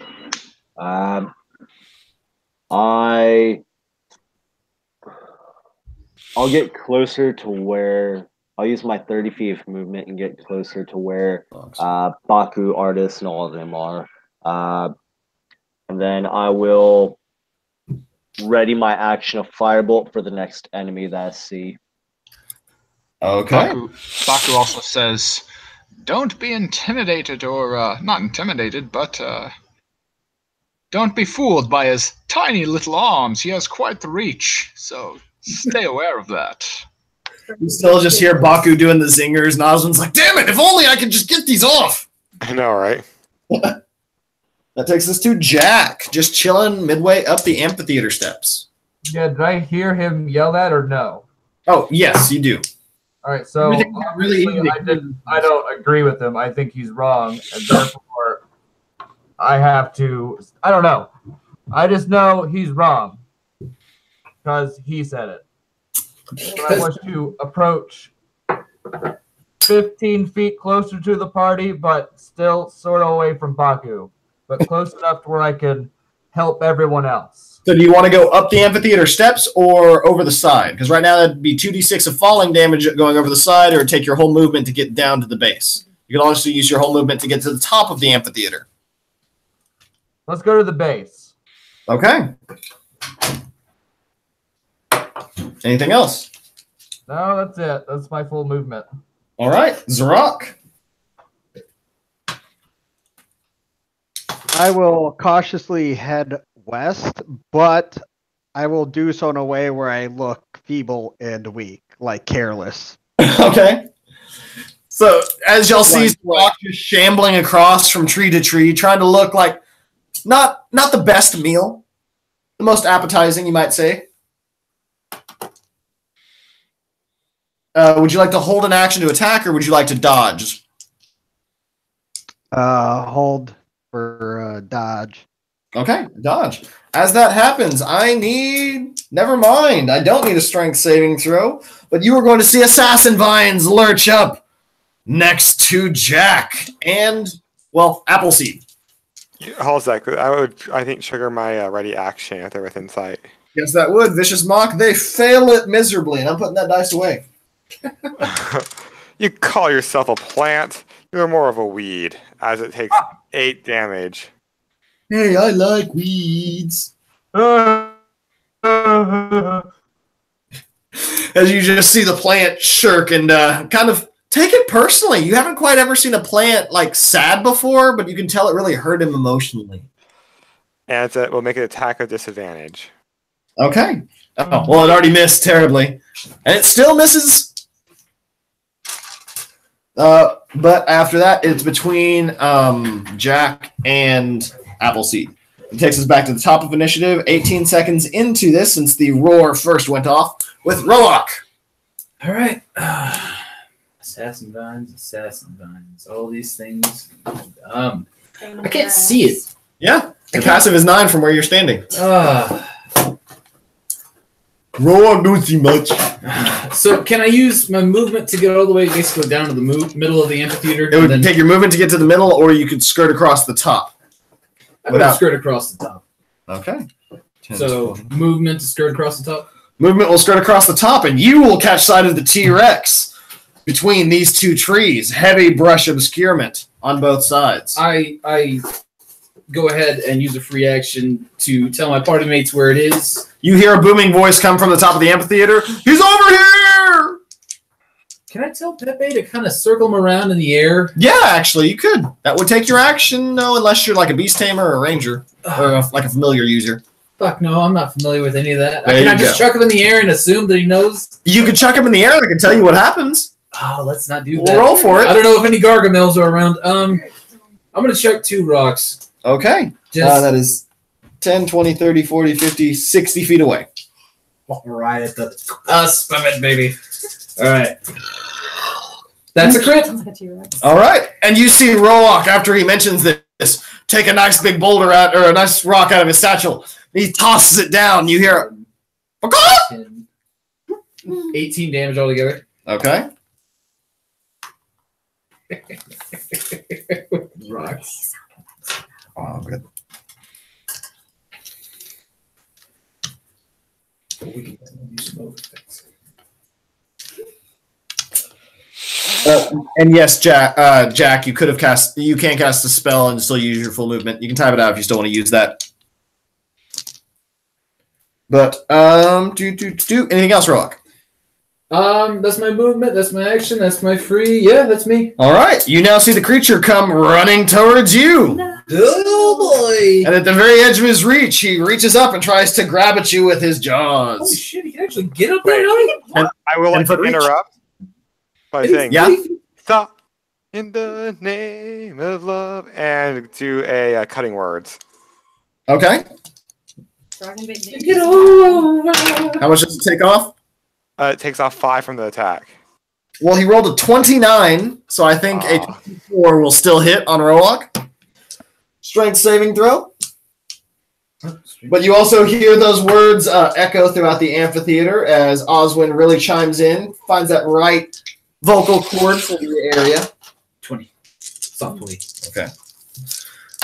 And you just see these massive jaws come around Roak and deal 24, 6, 33 points of bludgeoning damage. Non-magical? Non-magical. Lion artist roars in sadness that now smells of.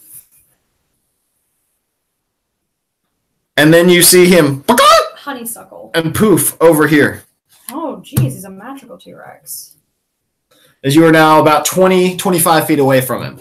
As you see him disappear in one spot, leaving a poof of smoke and mist and appearing about 30, 35 feet away. Yeah. You might be familiar with it if you were a spellcaster. He's a very opportunistic predator, isn't he? Yeah, he is. It's great. Appleseed, what would you like to do with the assassin vines right next to you and Jack? How far away is the guy on the column? Roak. Roak is about 10, 20, 30, 40, 50, 60 feet away from you. Okay. 50, 60 feet away, and then the T-Rex is 20 feet past that? Yeah, about 20 feet past that from you. Okay. And Roak's still pointing him out so y'all can all see him and know where his general area is. Okay, so okay. So how far away is the T-Rex from me? 10, 20, 30, 40, 50, 60, 70, 80. About 90 to 100, including the incline of the amphitheater. Okay. I will Misty Step 30 feet in that direction. Okay. 30 step up will get you to the midway point in the amphitheater. And then I will move. How far will 40 feet get me? 40 feet will get you just up to the top. Will I be able to see him from the top? Yes, you would be able to see him from the top. Okay. Well, that's that was 70 feet of movement, so you would still be about 10 to 15 feet away from the top. Oh, 10 or 15 feet away. Yeah, because he was originally about 90 to 100 feet away, and that was Misty Step 30, movement 40, and then was there anything else on top of that? The 30 feet Misty Step and then 40 feet of movement. Yeah, that's 70. You're still about 15, 20 feet away from the top of the amphitheater. Okay. I will just go ahead and use my action to move to the top. Okay. As you use your action, you get all the way to the top. Yep. Completely able to view the T-Rex covered in feathers. Free action. Don't run like a bitch.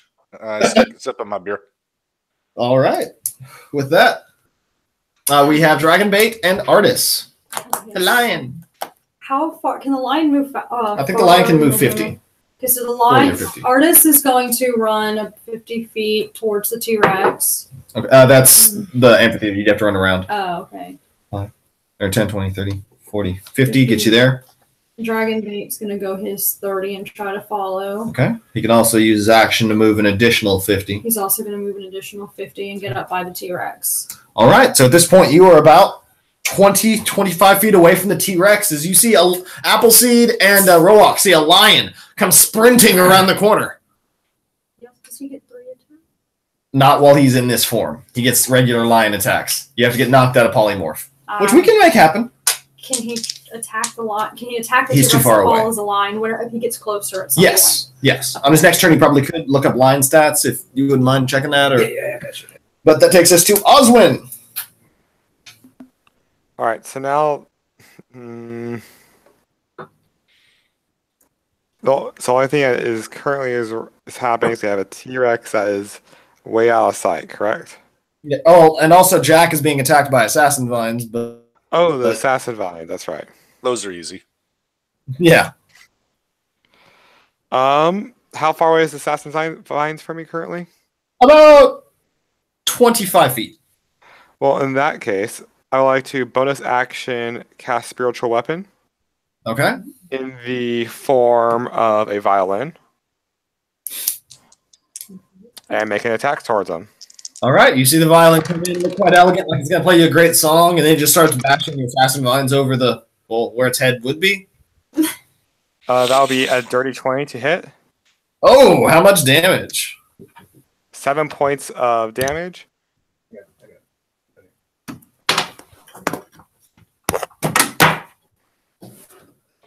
And then I would also like to viciously mock it with a wisdom saving throw.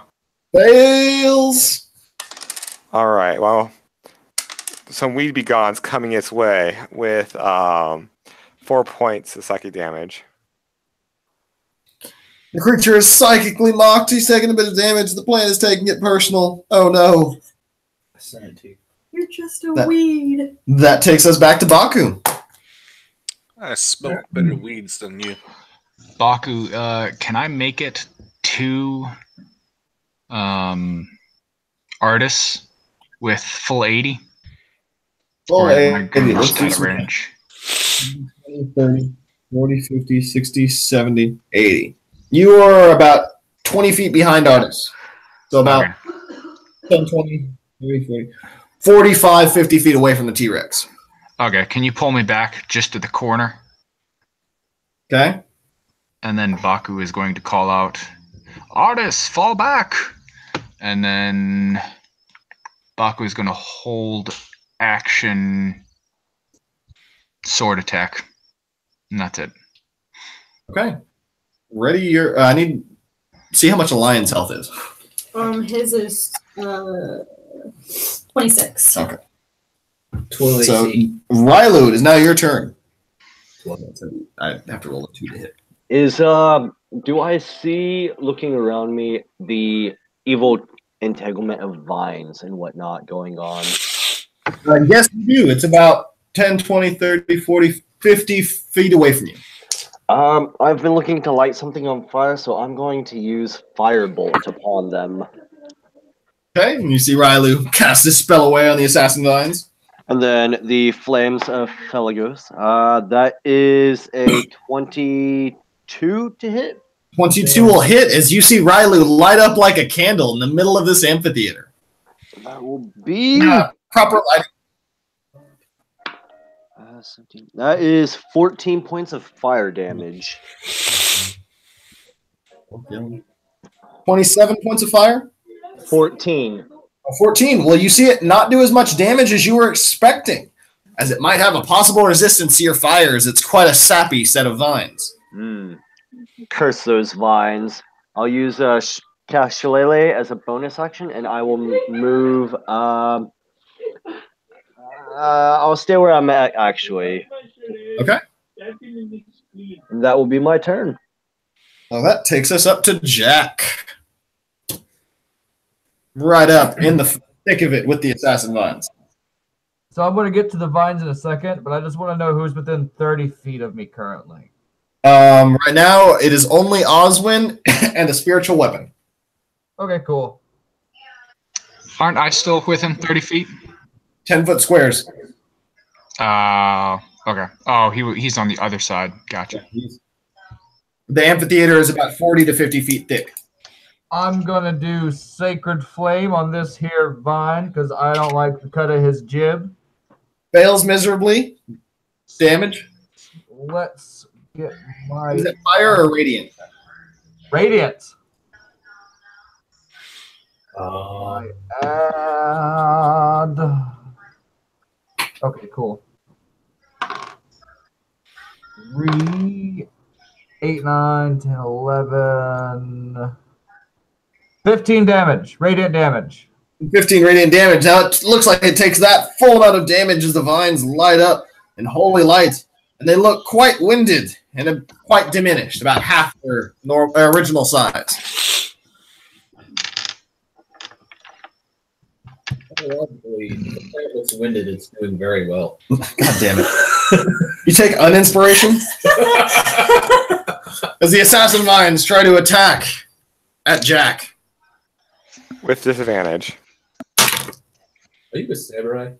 Samurai Jack, will a 19 hit on you, Jack? I believe it will. It will definitely hit on me.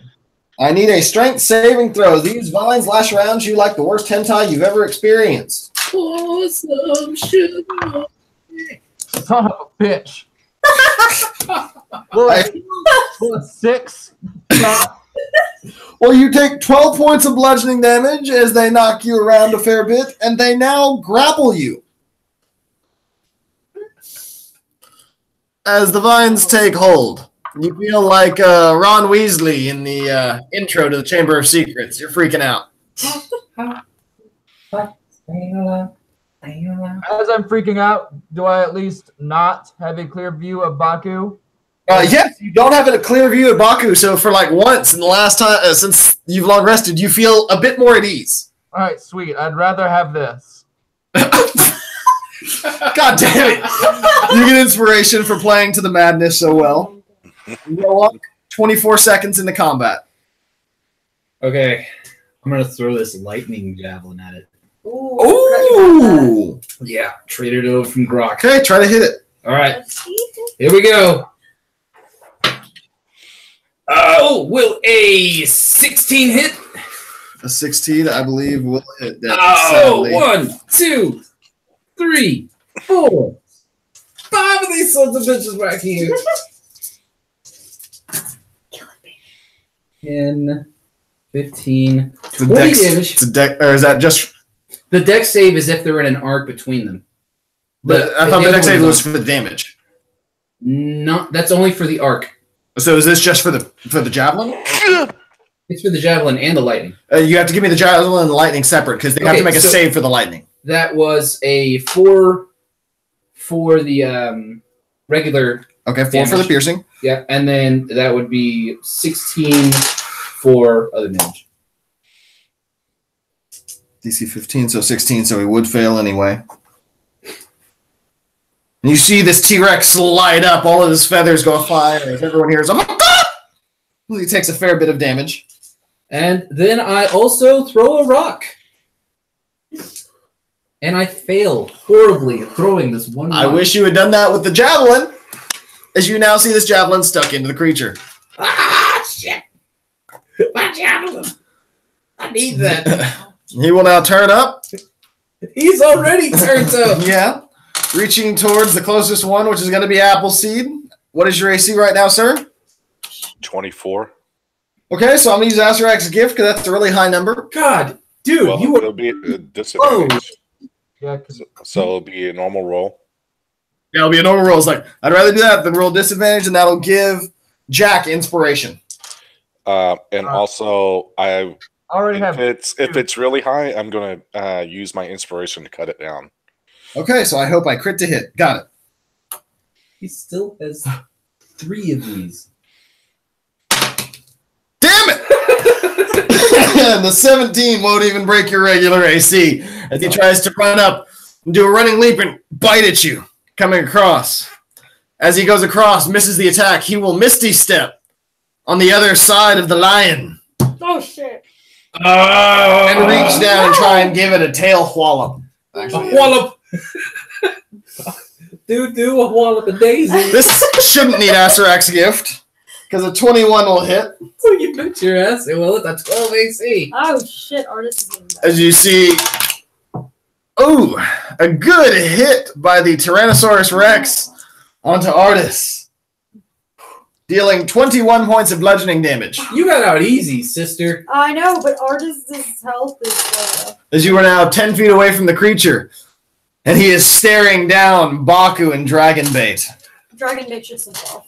Zarak has a tree in the way at the current moment. Smells like organic manure. That'll take us to Appleseed. All right. Well, if he missed his step, then he's within my attack radius. Hey, So Apple, I got my inspiration. I just got Appleseed. Oh, okay. So Appleseed, you now have a point of inspiration. Oh, okay, fantastic. I will run over to him. I have 40 feet of movement, so I can make it to him. Okay, so you're going over the top. You're still about 10 feet away because he's got the down angle, but you're over top of him on the amphitheater. Then I'm just going to jump on him. Okay. Wait. I set my beer down, and then I jump on him. Okay, give me a dex saving throw as you jump onto him. To make sure you don't spill the beer. Yeah, well, I set it down because I didn't want to spill it. Dex save is going to be 24. Where were you earlier? God damn it. Okay, so as you... actually, you know what? Since this is going to be contested, make an acrobatics check, if that helps at all. Yeah. It's not going to... Well, okay. Well, if you're proficient in it. I'm definitely proficient. So what is that instead of a 24? I'm sorry, what? So what was that in total? Well, it was 24 on the dex save and 19 on the acrobatics. Okay, so as you go down, the T-Rex is going to buck itself up as I got a critical for his counter. And since you don't crit on... You don't crit on skill checks, but... I know, that's why you crit, but it's contested athletics, and that gives him a 27. Can I cut that down with the Bardic Inspiration? I believe you have to use that for yourself. I think he's the one that you can use as cunning words to take it off their saves. Okay, all right. But that will prompt another, that will actually use your dex saving throw as he bucks you back up and you land right back on top of the amphitheater next to your beer. Okay. Taking, you fell 10 feet down for that, taking 4 points of bludgeoning damage as you hit the back of the T-Rex and he broncoed you back up. Okay. Well, then I will just bonus action Misty Step over to him. Okay, on top of him this time? How tall is he? He... I mean, if he can get up that high, he's at least 50 feet of reach. It's a 40-foot tall at the top. We're saying he's about 30 feet tall. That's okay, right? He's been doing the 10-foot reach attacks. Actually, I'll just Misty Step down to where his feet's at. Okay, that'll still... I'll need another dex saving throw because your Misty Step only goes 30 feet and there's still another 10-foot drop. Unless you want to drop 10 feet and then Misty Step and look cool like one of those secret agents. Yeah, that's what I'll do. I'll Superman like off the side and then I'll Misty Step down. Okay, then give me an intelligence saving throw to see how good you are with this timing. Okay. There's got to be some kind of save for hitting the ground. Oh, right. 16. And 16, you're like, okay, I've got this. And about halfway down, you're like, oh, yeah, I've got this. That's about the right height. And about 20 feet off the ground, you Misty Step to the feet. In front or behind him? In front of him is fine. All right, in front. So Baku and Dragonbait are going to see Appleseed appear in front after he's just been broncoed back off on the top. Okay. So I'm assuming I still have my action left? Because I just like movement and then bonus action. Yeah, trying to ride it was your action. That athletic or the acrobatics. Okay. All right. Well, I will stay there then. That takes us to Dragonbait and Artis. Dragonbait leading the charge. Dragonbait. Artis behind the tail. Okay, Dragonbait is going to run up towards the T-Rex, brandishing his Holy Avenger longsword, and he is going to slash at its legs, hoping to knock it down so we can stab it in the head. Okay. You are still 10 feet away from the creature with your movement.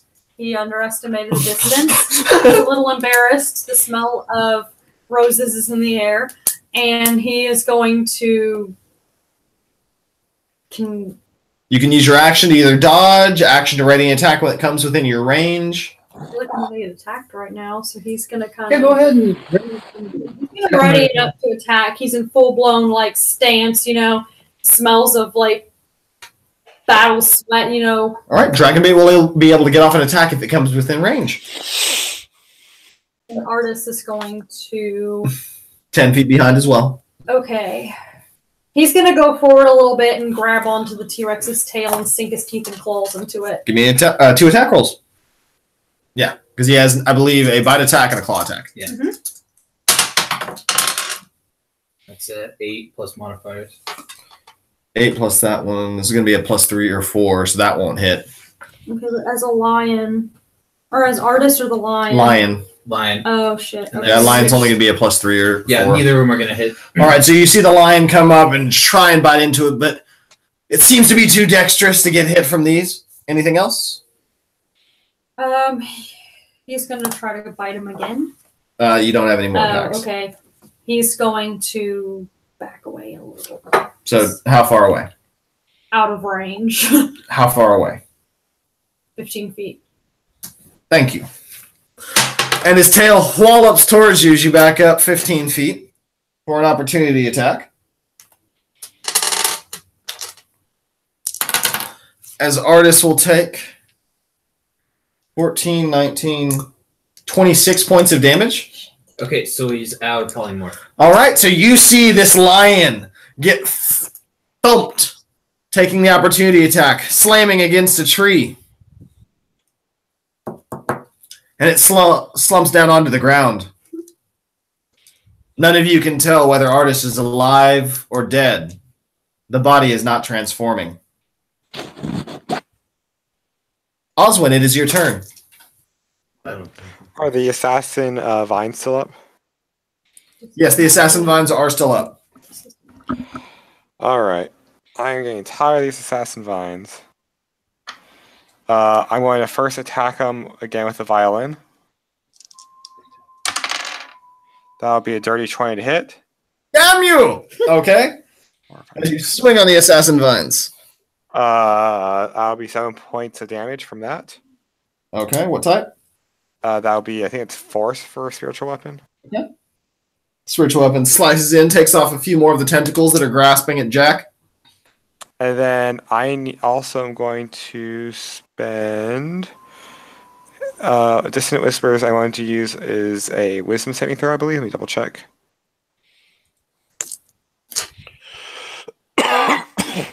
Yeah, so a wisdom saving throw. I finally pass! I wish I'd said that for the T-Rex, but it passes. Alright, and then that's all I can do for my turn. Alrighty. See Oswin whipping up a spell, trying to slash into these vines. Baku. Gonna move up to the T-Rex using... How far away is it from me? 10, 20, 30, 40, 50 feet away from you. I can't get there in 40 feet. Can't get there in 4. Damn. Okay. You can He'll take... with that. What? You could get within a 10-foot reach of it. Yeah. All right. He's going to use movement, action movement to get up there, 80 feet all the way up, right next to the other ones, who's ever up there. Okay. And Baku's going to call out to Jack, get Artis, and 2 attacks on the T-Rex. Yes. First one's going to be over 20. That will hit. 10 points magical slashing. He's marked. And next one is going to be 17. 17 will hit as you hear Baka! Baka! For another 10 points magical slashing. Okay. And that is it. All right, you still see the creature quite hardy, but he's losing a fair bit of feathers all around you. They're quite large. All different colors, too. Dragonbait coughs up. If any of you have seen Coco, he looks like one of the Alabrijes. But that will take us to Rylu. With 30 feet of movement, can I move to where I can see the T-Rex? No, you will not be able to with your movement from where you're currently standing. The assassin vines are within your view. In that case, I will use my... Is it possible to move 30 feet closer and still see the assassin vines? Yeah. I will do that. You'll be standing right and then I will cast Eldritch Blast upon the vines, and I will type those in as you go on. Thank you very much, sir.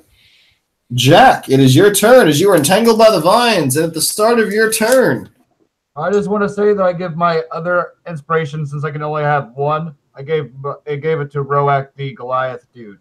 Okay, roll. If he doesn't already have one. Hell no.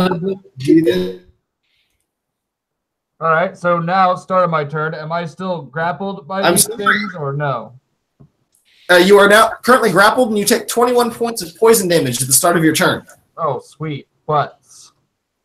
Yeah, it's not fun as you just see poison oozing out of all these tentacles around you. It's not a good lubricant. All right, so how do I do this since I'm grappled? Do I roll to escape? It's a contested athletics. Okay. Well, actually, it's a DC escape. So what do I add to it? It is a strength or acrobatic, or strength or dex. 17? 17 breaks you out of the vines. You feel all of the poison leaching off of you as you're now standing next to them, and you see a violin that's been beating away at them. Your comrades are behind you by about 10, 20 feet. Is there any friendly people within 60 feet of me? There are two of them right behind you, about 10, 15 feet away. Who are they? Oswin and Rylu. All right, never mind. I end my turn. Not Baku. That takes us to Zarok. 24 seconds into combat. Am I within 60 feet of the T-Rex? You are... Shit. Which one? 10, 20, 30, 40, 50. You are just 60 feet within the T-Rex. Yeah. It'll take you 60 to get to him. Perfect. I am gonna... Can I use Charger and Rage in the same turn? What is Charger again? When I use my dash action, I can then use a bonus action, make one melee weapon attack with +5 to the attack's damage roll. I believe you have to attack to engage that, but you use your action and movement to go the full 60, correct? You still have a bonus. So you could rage just approaching it. Yeah, I'm going to use the Charger action to hit it. Okay. So as you just come running at full 60 feet, make attack roll. I entered in my stats for what I rolled for Eldritch Blasts. Yes, 16. Ooh. And you see the vines? Yeah. I got 9. All right. 9 points of 9 to hit. Yep, 9 to hit. 9! You will not hit, sadly, as you swing up and your charger just seems to miss. As you hear two Eldritch Blasts going off, the Eldritch Blast making contact and dealing damage. Sends the vine surging about 10 feet back from Oswin. Or, I'm sorry, from Jack. Oh, they got pushed back. And that will take us to Roak. 30 seconds into combat. As your comrades are surrounding the base of this T-Rex. I really want to go down there and jump down on it. Can I? Okay. I'm not going to do this just yet, but is it possible to literally jump onto its back, make 2 melee attacks, and... It would take your athletics check or acrobatics to jump on its back and stay there. To stay there. Exactly. Otherwise, you could jump onto it and try and make 2 attacks as you went to the ground. I tried that. Keep in mind. Double C dude like a minute ago. But can I actually... 12 seconds ago. Disadvantage to stay mounted on it. Because it is hostile and you do not have a saddle. And he's like 30 feet up, so you're going to take a little chunk of damage. All right. How healthy do these vines behind me look? The ones that are... From what you can tell, they look fairly healthy. They were kind of spit roasting my friend. Is he all right now? You can't really tell. He looks like a really not so pale albino dwarf. Redder than you've ever seen it.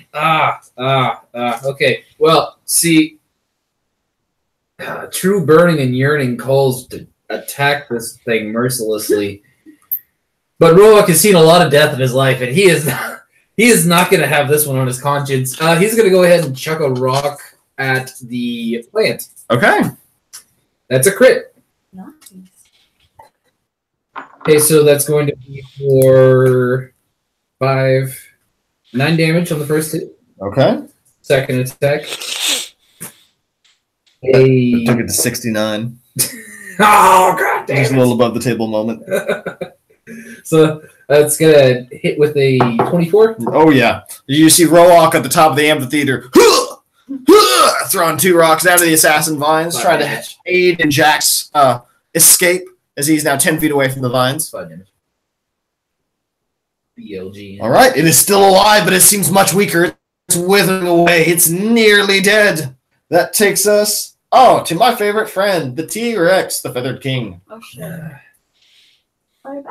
So, since there's so many options to choose from down here, and I can't attack one target once, I'm going to leave this up to fate.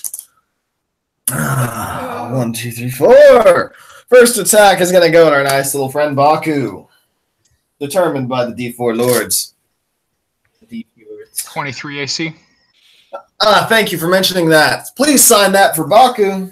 Feather Dr. Sarai. Asarak's gift. Who does not have inspiration right now? Currently, I don't. Oswin, you now have a point of inspiration. So, if everybody has inspiration, does that mean you can't use it? No, it just means no one gets inspiration. It gets burned off. Quick, someone use theirs. So, is there any disadvantage, or is it any? Nope. Is it okay?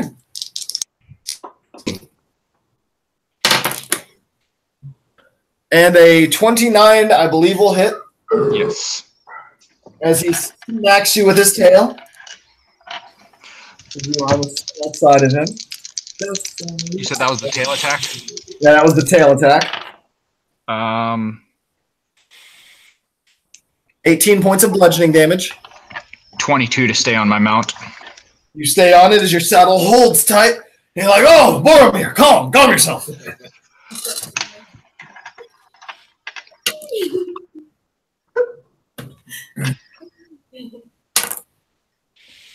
Okay, anything else? No, just that one tail attack on me, right? Who else is it attacking?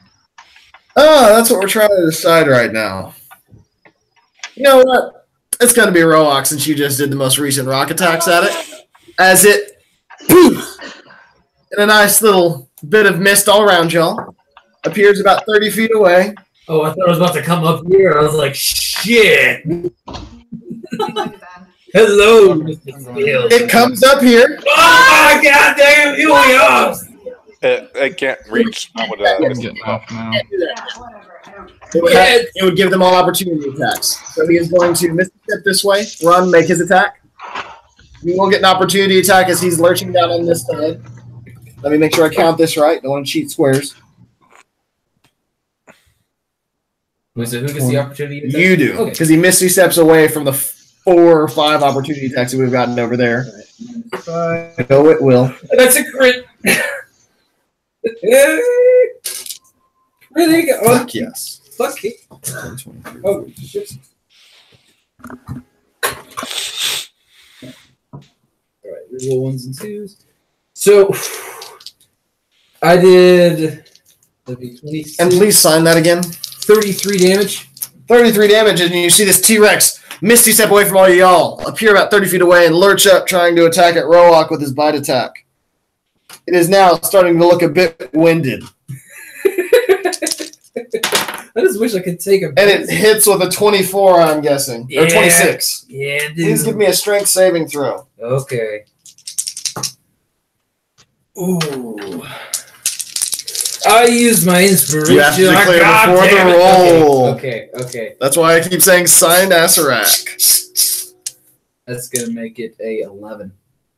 You take 24 points of piercing damage as his jaws cinch around you, and you all see Roark come off of the building in the mouth of the T-Rex. All right, I'm going to activate Stone's Endurance on that one. Okay. Smells of roses and violets. So you went attacking like within his mouth as you came down to the ground? Just note that it smells of baked bread, violets, and But roses. being grappled and everything, I still don't have disadvantage on attacks against him. Correct. I've got the rules down in there in my little flipper if you want to check what it is. But you also see the creature take falling damage as it hits the ground. You take an additional 6 points as the force of the impact hits your teeth. 3. Hits him in his teeth. Okay.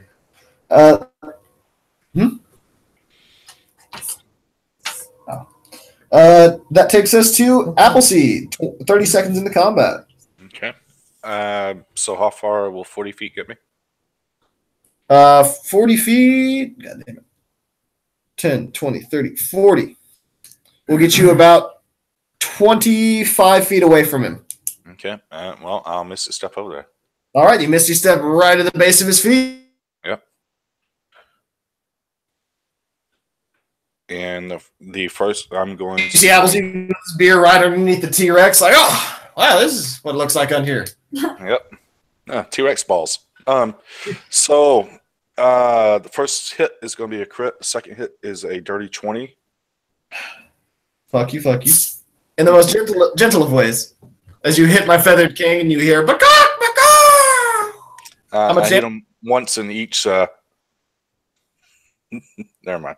12, 14, 15, 20, 21 points of psychic damage. Okay.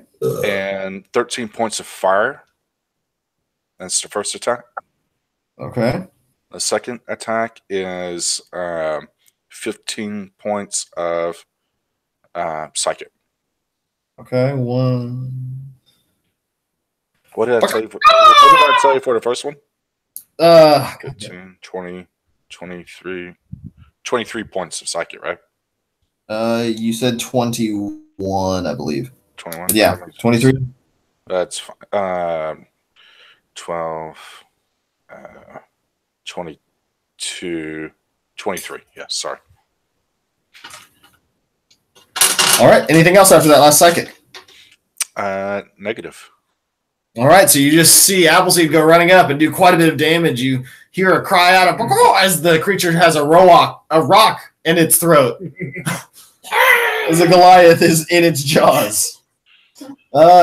Appleseed and Dragonbait. What would you like to do? Well, Appleseed already went. Oh, I'm sorry. I keep messing this up. Dragonbait. Artist Simber. Artist Simber. It's the A's. Okay, well, is Artist out still? You all see Artist transform back into a normal human and wake back up at the base of the tree. He falls out of lion form as polymorph. Drops its effects. He coughs up a fur ball first, and then he remembers what's been going on, and he sees the T-Rex, and he is going to... He's got his longbow, so he's going to take out his longbow since he's too far away to attack, and he's going to shoot the T-Rex in the face, trying to get it to drop. Okay. Please fail and hit Rock. Oh, God, no. Please. And as Artist tries to line up, he is not going to be able to break the AC of the T-Rex. Goes off to the side. He's trying to get back to his normal hands and not those weird paws that he had a moment ago. Coughs up another fur ball. All right.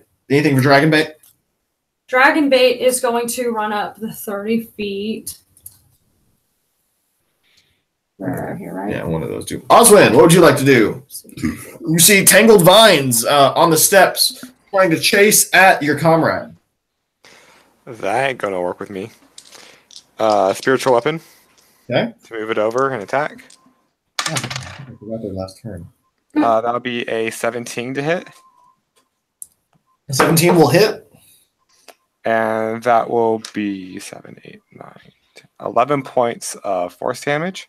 And that matches their max HP as they splatter against the wall. From a violin.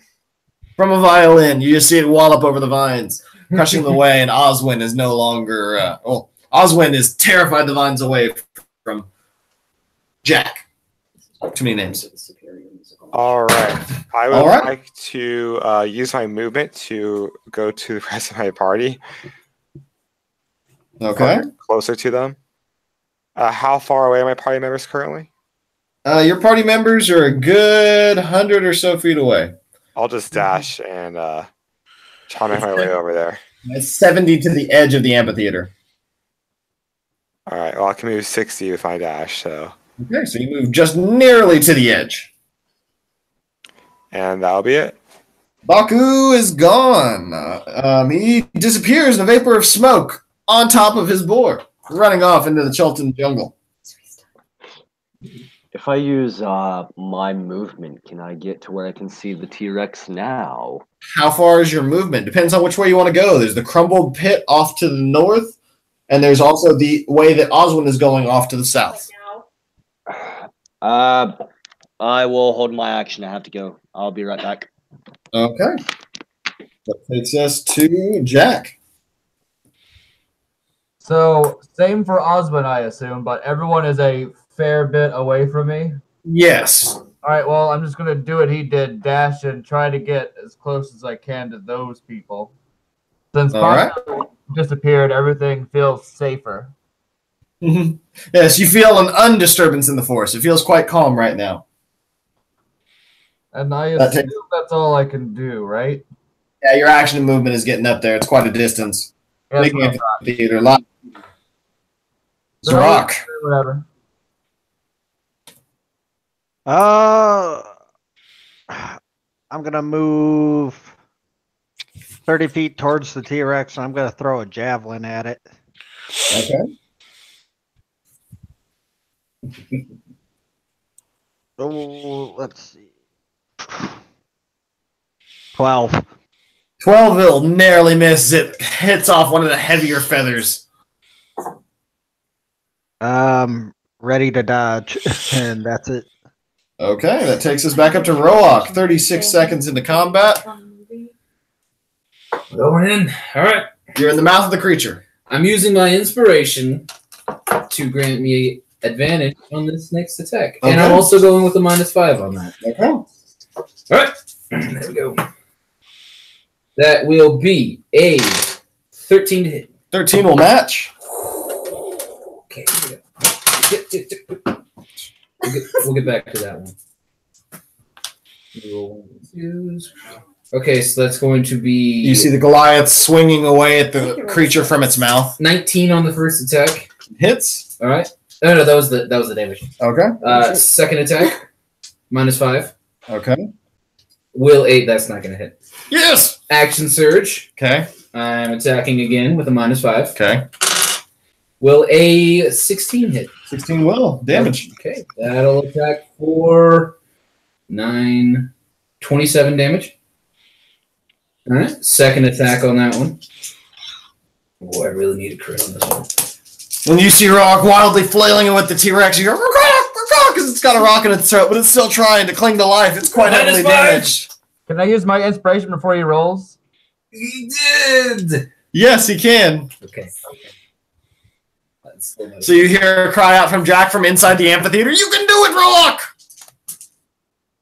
Okay, so that's going to be a 14 to hit. A 14 will hit. Rerolling 2s. How would you like to do this? Well, you see, I'm in the mouth, and you see, my range is kind of limited. Uh-huh. So what I'm going to do is, while I'm just wailing in on him, he's going to kind of arch back and forth. So whenever I get enough leverage at his neck, I'm just going to go straight from the top all the way down and slice it off clean. You see Rock just hop down and do all of this, slice through the creature. As the King of Feathers, half of his body disappears as it fades off into dust. And half of his body ends up about 30 feet away from his lower torso. We are out of initiative. It reeks of tar at this moment as Dragon leaps up and down in joy. I didn't know tar was a happy scent. It is! It's victory or celebration. Dragonbait is delighted right now. You need to get the new smells. I'm thinking okay. Fine. It smells of peppermint as Dragonbait leaps around in joy at the moment. Whatever. All right. Well, anything else, guys? As we are fresh out of battle and the sounds of the T-Rex have stopped. I finally killed an actual T-Rex. The King of Feathers, no. Way to go, babe. Zrok's hungry. What's left to eat? That whole... Eat the head! Dragonbait pulls a fork and knife out of his pocket and gets ready to eat the T-Rex. Okay. I'll carve into it with my great sword. The only way to carve in fresh T-Rex meat. Sounds good. Well, would y'all like to take a long rest here, call it for the night as I read off y'all's treasure? Be total for it. Sounds good. Yep, you guys already wanting to call it. I'm okay with whatever. I have to go work tomorrow a bit early, and I think I came down with something while I was at Dallas Expo Con. So I'm trying not to do the longest of sessions, but if you want to keep going, we can for a bit. It's up to you guys. You think we can clear another shrine by the night? Yeah, we could clear another shrine. Y'all about it? Oh, cool. Yep. Okay. Oh, I gotta add T-Rex head loot. Well, then before we get super crazy, as soon as I catch up with the party, I want to cast Mass Healing Word on everybody. Okay, you see that. And they all get... Come on, big money. Healing word over all of y'all. Oh, roll me a dex save. Oh, damn, that way out of that. That's gonna be a 16 altogether. You land on your feet on the ground, but you take 10 points of damage. I'm alive. That's all that matters. Oh yeah, you're in the mouth of the feathered king, and you're alive. And I just 13 HP to everyone. Everyone gets 13 health. Rollout gets 3 because of the falling. You covered my ass, so it's okay. Well done on that front, lads. So are we taking that long rest though? Oh, that's up to y'all. As he comes in and casts Mass Healing Word or Mass Cure Wounds, what would y'all like to do? It's up to y'all. I'm gonna write treasure on this board and then read it off. Like, if we're not gonna do that, I'm just gonna kind of steady drink 5 health potions right now. Well, I cast the spell just in case we weren't on resting. But if Do we want a short rest so that people can use their... Yeah, I think a short rest is probably the best idea right now. How many hit dice do we roll for that for short rests? It's whatever your level is. Okay, dang. And then add your con modifier. And I'm going to be doing my Song of Rest. So you go ahead and add extra. I think it's a D6 currently. Yeah, if you use at least one hit die, I'll give you a free D6. I got a lot of 5s and 6s on them. Okay, so that's good. I'm typing this treasure in right now because you also find a magic item, a helmet of sorts. Rogue, what's on the helmet? I can't have something covering up this wonderful hair.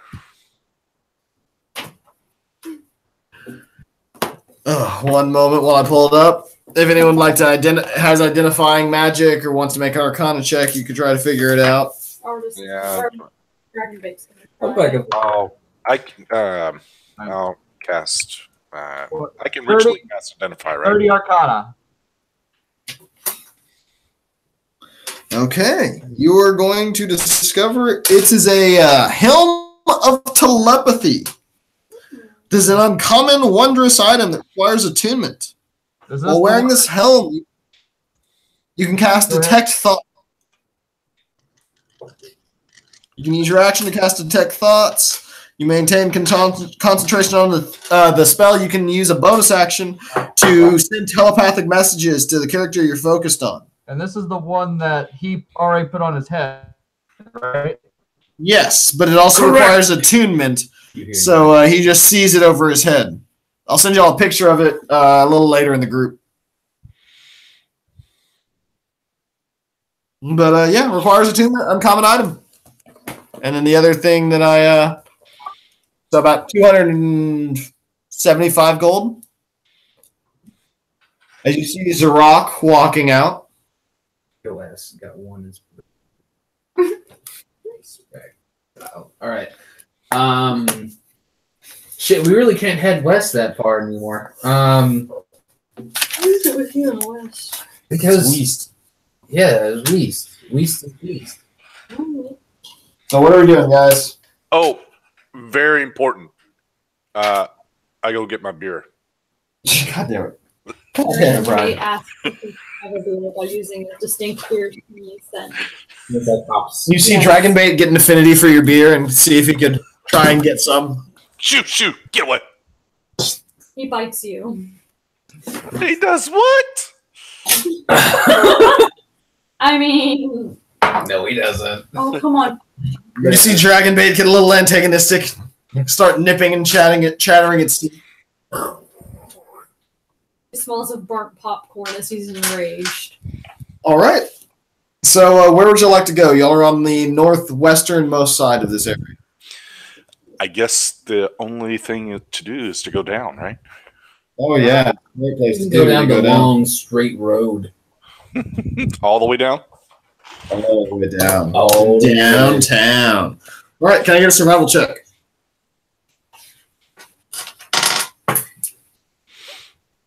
That's going to be.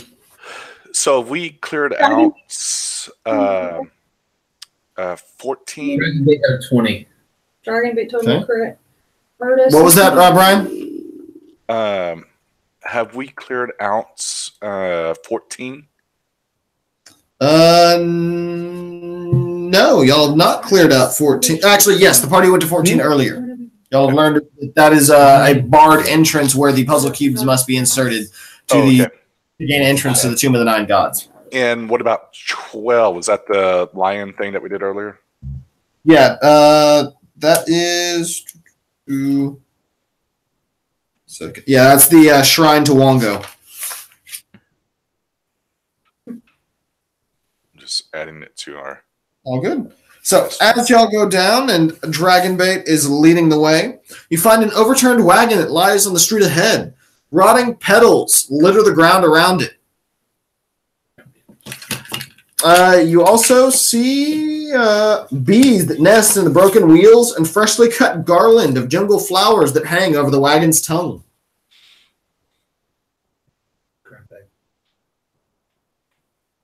So what would you like to do as you stumble upon this quite ornately decorated wagon? Seems kind of out of place for Chult, especially on the pathway. Dragonbait and artists are going to go up and see if they can find anything of value on the wagon. Now, with this short rest, did I have enough time to attune to this helm of telepathy? Yes, you did. Do I have to be able to see them to look at the spell? If you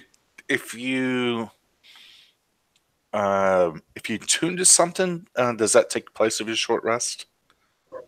Oh, yes, it does. So you wouldn't be able to regain health. Never mind, then I don't. Never mind. Okay, so health 11 is still in the pot. I rolled a 14 for investigation for the wagon. All right, so as you, Artis, and as Jack, Artis, and Dragonbait go looking up, underneath you're going to see a moss-covered stone disc lies buried in the mud underneath the wagon. Concentric rings of inscriptions cover its surface, some written in jagged cuneiform. The tablet is a proclamation from an Omen queen to her rivals in Mesro. The Mesrons couldn't read the Omen narrative script, so the tablet contains some messages written in both Common and Old Omen. Dragonbait and artists are able to communicate and convey the message to you, and it reads, Queen Napaka proclaims that the free people of Omu fear nothing. Brave new gods protect us, as Ubteo did before, but no longer does. Omu will rise again, and Napaka shall reclaim all it is hers by right of conquest. Using the tablet, you can translate quite a few other written Omen messages, but it also seems to be about 3 feet in diameter and weighs about 200 pounds. It's nothing. I pick it up and I take it with me. As you grab it, you hear the stone giggle. I say, hey, how you doing, Rocky? It suddenly smells as Dragonbait's very confused by what just happened. I grab sensuously at the curves of the stone. It now smells of peanut butter as Dragonbait is very, very confused by what And just this happened. this stone has writing on it? Yes, it does. It has the writing that I just described. And it also smells like honey all around this card as well. Did you say that we could read it or could not read it? You could. It's what I read off earlier. The Queen Napaka proclaims. Oh, okay. All right. Thank you. Sorry. All good. I want to cast Identify on the rock. I want to know its properties and how to use it, blah, blah, blah. Like if it's magic imbued, whatever. Yeah, get over there, lady. Gosh. Love you, Mama. All right, so as you begin casting a spell on the rock, you are going to see a small creature jump out. It seems to be about 10 inches tall, have a black body, tangled hair, and a white mask on its face. It seems to be that of a Tyrannosaurus Rex. What do you do? Pepe! How tall is it? It's about 10 inches tall. It is incredibly cute. I offer it in my hand. Pick it up. I pick it up. Now it's dragon bait. Both of you give me persuasion checks as you extend your hand down to this Chippewa. 18. Oh, fuck me. I got a hot 8. And it looks like Roak, the Goliath, stands a little bit more relaxed towards the creature as it hops into its hand. It was whenever I was just crevassing the crevice. So as you have the rock on one shoulder, you have the Chippewa in your hand. What do you do? Quick scan to see the area around us, see if there's anything of notable value or interest. There is nothing of other interest or value that you can see. All right. Then I tell my little buddy, you're now along for the ride, and we go along our merry way. Okay, you'll now have a third adventurer with you, the little Chippewa. I call him Cowabunga.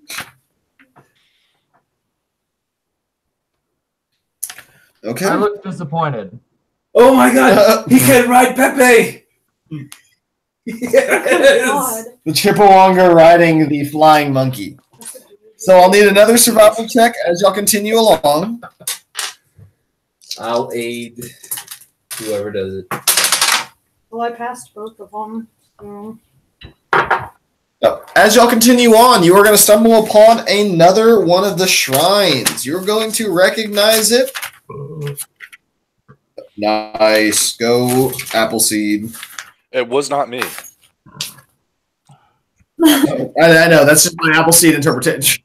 Like, I assume every natty light you're going to be a burp a couple times as we're walking along. Oh, absolutely. It helps with those stealth rolls. Yeah. Cracked monoliths flank the entrance to this ruin, and sawn-edge ferns grow in the courtyard around broken flagstones. A pair of stone doors provide entry to a large, flat-roofed ruin. This appears to be the shrine of an Alamaraj, that of Ijin.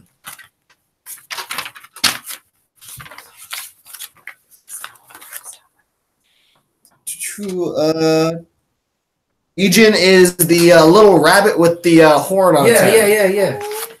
Yeah, you're afraid of that? You just said, I was confused. Okay, so what would you like to do is you see the entrance to this shrine. Two obelisks flank the courtyard. We're back to a 5-foot scale. Let's see what my Chippewa friend thinks of it. And does not seem to say anything, as it just seems to dart back into the rock that you're holding on its shoulder. A magic energy surges over the stone as it disappears into it. All right. Well, that just makes him that much easier to take care of, honestly. Dragonbait and Artis are going to get a little closer, see what's up. I just like that I can carry this stone on me like it's literally not even. All right, so what would you like to do, lads? Well, we're going to go. I'm assuming I'll walk it in there. Yeah, here. Move you up. What is everyone else doing in the party? Staring hatefully. I'll follow him. Quiet. Yeah, I'll go in. All right. Oswin. Rylu is still disappeared somewhere. Appleseed's over here. I have a little 2-foot wall surrounding the edge of this shrine.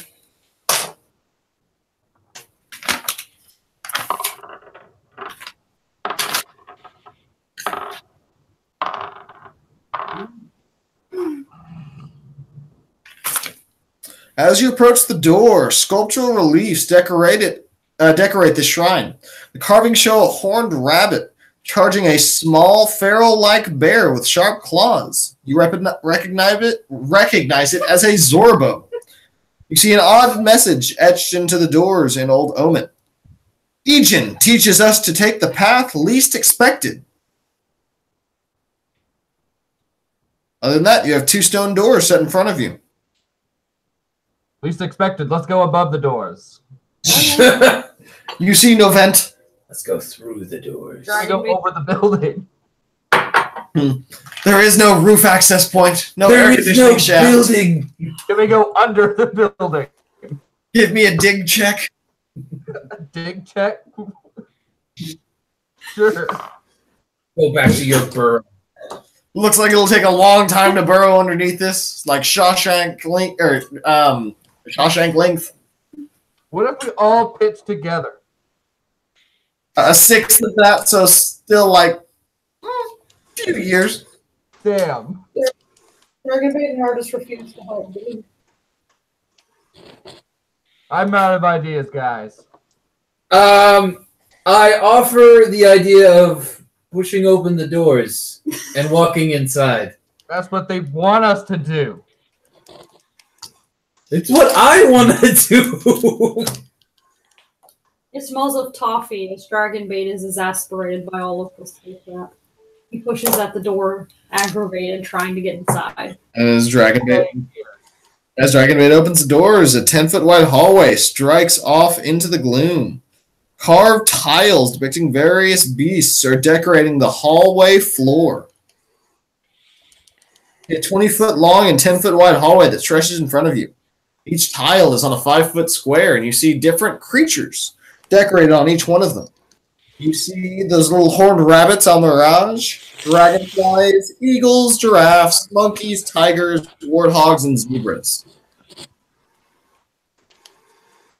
Hey, I have to head out. Something came up, but y'all have fun. Just let me know what all happens. Will do. Well, thank you for joining us, sir. Y'all have a great night. How are the stones laid out?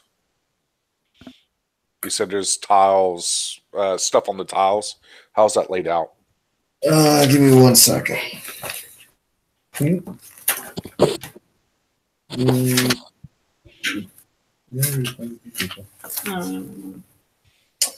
The first line up is on the first line is an owl mirage, a zebra, a giraffe, and a dragonfly.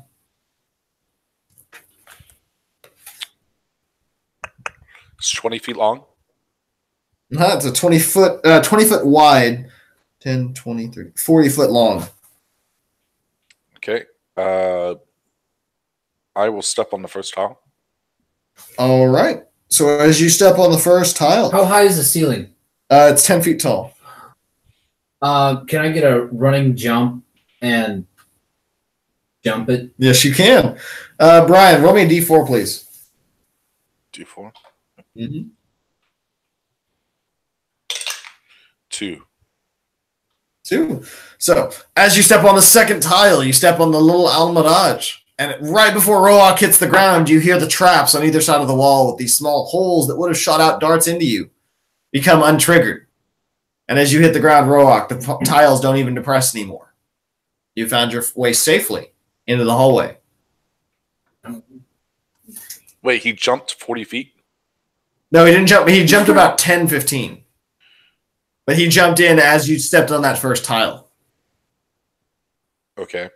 And then something happened. You said poison darts. Would have come out, but you stepped on the first tile that was actually the proper one. That's what the D4 was for, to determine which of the first entry tiles. So if I step on the next tile, what happens? I don't know. Would you like to step on the next tile? Yeah, why not? All right. As you step on it, it feels as if it's become stiff and rigid, as if the trap has been disabled for now. Okay. I'll run the rest of the way. Not spilling my beer, though. Okay, not spilling your beer. You scamper across the way as you see the drow go all the way across, his mullet flaring in the wind. As it makes it to the other way, he sees 2 passageways extending to the east and the west. Oh man. Oh, East and west. Well, Does either one of them look more inviting than the other? Nope, looks very labyrinthy.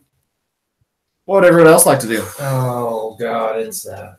Dragonbait's gonna follow behind with the smell of a little bit of slight brimstone and a little bit of ham. Okay. It's a little concerned. How thick do these walls look? Rather thick. Artist is gonna go with them just in case. Oswin, Jack? I want to proceed very cautiously. Yeah, I am very suspicious of pretty much everything. Okay. You know what? For fun, I want to cast non-detection on myself just in case. All right. Spell goes off. Everyone give me nothing. So as you walk forward, everyone's able to go across the tile floors without the trap triggering. Doesn't seem like it's reset or anything. As you make it to the other side, you have the passageways to the east and west, covered in dust. Doesn't look like anyone is more well-worn than the other. All right. It's probably a good time to cast Fly on myself. Okay. And then I will head off to the left. All right. You see Appleseed go off to the left. Flying, by the way. Flying, just a little bit off the ground. Yeah, just kind of hovering off after casting that spell.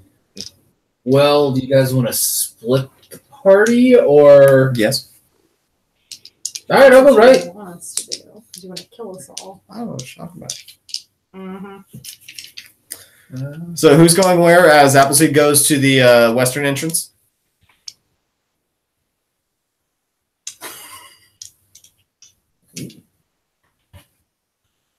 I asked Artist which way he would like to go. Which way would Artist like to go?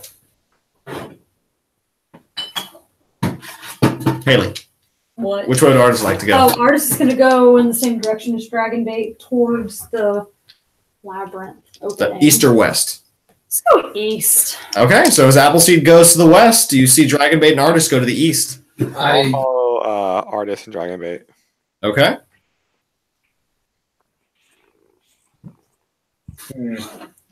So, where is everyone else going? Where are you going? One going west. If I gotta play the character, then I gotta go with Appleseed. All right, Rowak trots away with Appleseed.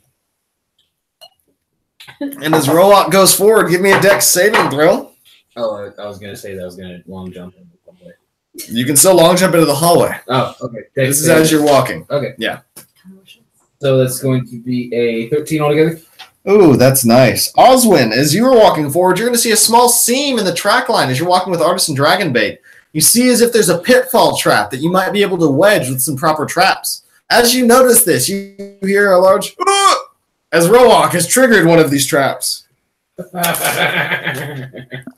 I like to facepalm. Okay. Roll me a d6. Okay. As you take. I'm going to use a mage hand to help me with the facepalm. Okay. Double face palm. That's great. That's hilarious. So you take one damage, you're punctured by 3 spears as you fall down. Give me a con save. Take 11 points of piercing damage. How much from each one? 2, 6, and 3. Okay, so I only actually take 1, damage. 3, and yeah, 1. Okay, so I got a 20, soft 20 on the other one. You are not poisoned. Okay, as you fall down, you're pierced by 3 javelins as you're like Ace So Ventura. you take 3 damage. Yeah. 4, because 3 from the poison and 1 from the falling. As Appleseed is just kind of hovering. Yeah, bludgeoning. As Appleseed is just kind of hovering above you, sipping on his beer, I'm guessing. Yep. Looking at mild amusement. My ass. Right now, y'all. I will free action say, what are you doing down there? Too damn much. Oh, I also need to note, Jack, you have seen your party been split. Artist, Dragonbait, and Oswin went to the eastern entrance in this labyrinth. Rowak and Appleseed went to the west. Which direction would you like to go? West. That Right, sounds west. like the party side. So as you walk up, you're going to see Rowak, who has just fallen into a pitfall trap, and Appleseed is sipping a beer over top of it. I like the Lord sending stone out. I've fallen and I can't get up. He'll get it by next one. God. Can I kick a small pebble at him? Yeah? I do that. I won't dally long, by the way. Worst back. I'll get my amusement out of it, and then I'll just leave. Okay. And as you continue hovering across, you see another, continuing down the hallway, more of these pitfall traps lining the area. Okay. I'll just continue. I'll continue to take left. The other side. As you continue down, it takes you about 5 minutes to get to the end of the labyrinth before you see a stone door set into the wall in front of you, 5 feet wide. All right. Does the door open? It is not. It is closed. I I will check for traps. Investigation. I'm gonna let him do this thing first. Constantly, you just stay on the poison. Oh no, I'm getting out of this. 19. Oh, As you look for the traps, Appleseed, you see no traps. soft 20. Okay. Does it open? I'll just reach out and try to open it. It opens towards you, and as you open it up, Rowalk is going to hop out of the pit right next to Jack. Still in the hallway, and y'all are going to feel some fresh breeze come down, and a little bit of light shine around the area. It seems the walls are quite reflective. Appleseed, as you look in, a shaft of natural light spills from a tiny square hole in the ceiling onto a carved stone pedestal. An ornate stone cube rests on its surface. Sip my beer. You recognize it as one of the puzzle cubes. Well, that's interesting. I float in, grab it, and I'll float out. All right, so as you grab it, nothing happens. All right. Okay. I just float out like a boss. You see Appleseed coming back around the corner, Jack and Rowalk. He has the cube in his hand. Nothing has happened. The building didn't even shake. You haven't set off any traps. I look suspicious. Is he still in the pit? Because I'll just like slowly glide over him. Rowalk has hopped out of the pit at this point, and you were also able to communicate this to the people on the other labyrinth side, Oswin, Dragonbait, and Artis, who are trying to wedge together that first pitfall trap. Okay. I'll actually lay on my side, like my head propped up, sipping my beer. I'll just like float that way right on out. I guess I'll follow him. All right, well, I'm doing a cube count right now as y'all make it out of the shrine because you didn't even give me enough time for the trap at the entrance to reset. You've just got another puzzle cube.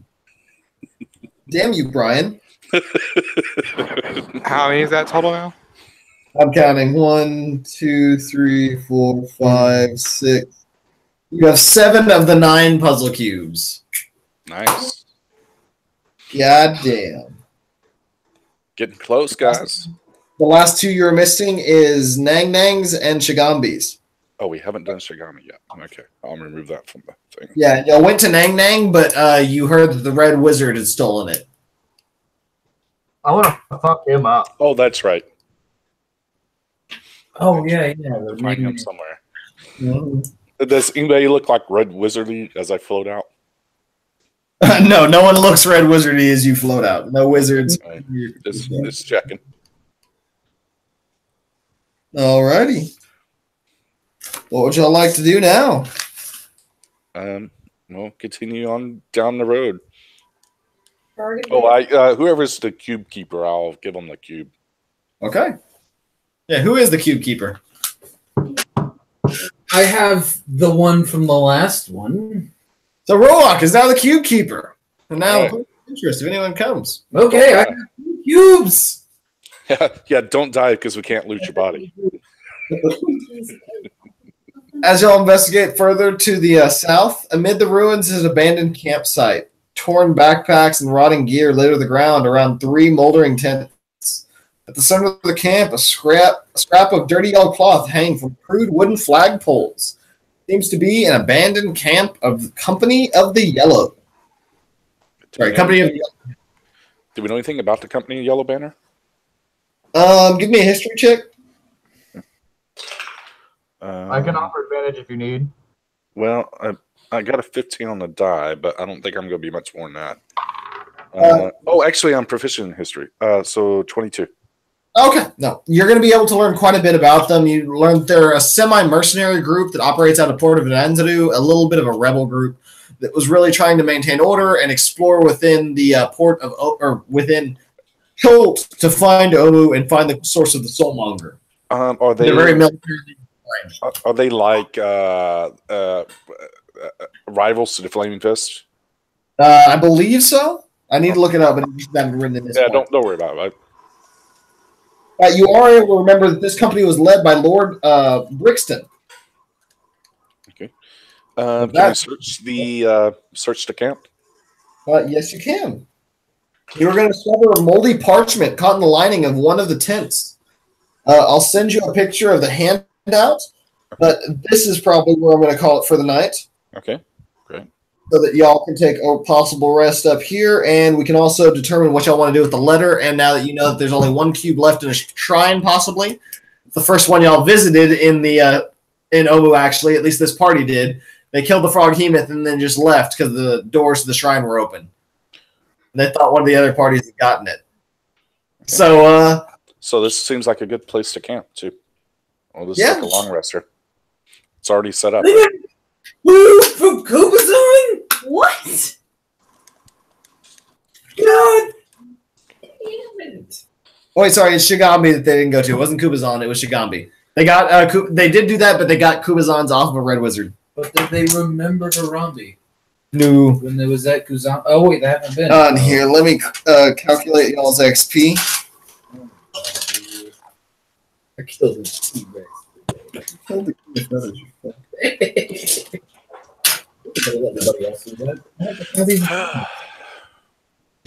You know how many Baku has? Well, what'd y'all think of the adventure tonight? It's fun.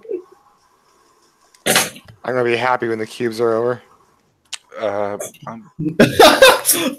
You say that. See, you say that. Yeah. Especially if we can't. Well, I mean, if we can't like go back to Port Inn without with the cubes, I'm hoping that we could open the door and then go back to Port Inn and come back. Because I think some people are like really missing their insect repellent and things like that. Oh, well, you can buy it in between session. Wait, we can? Yeah, anytime you're in between session and Adventures League, technically you can buy anything in the equipment section below 50 gold. 50 gold or below.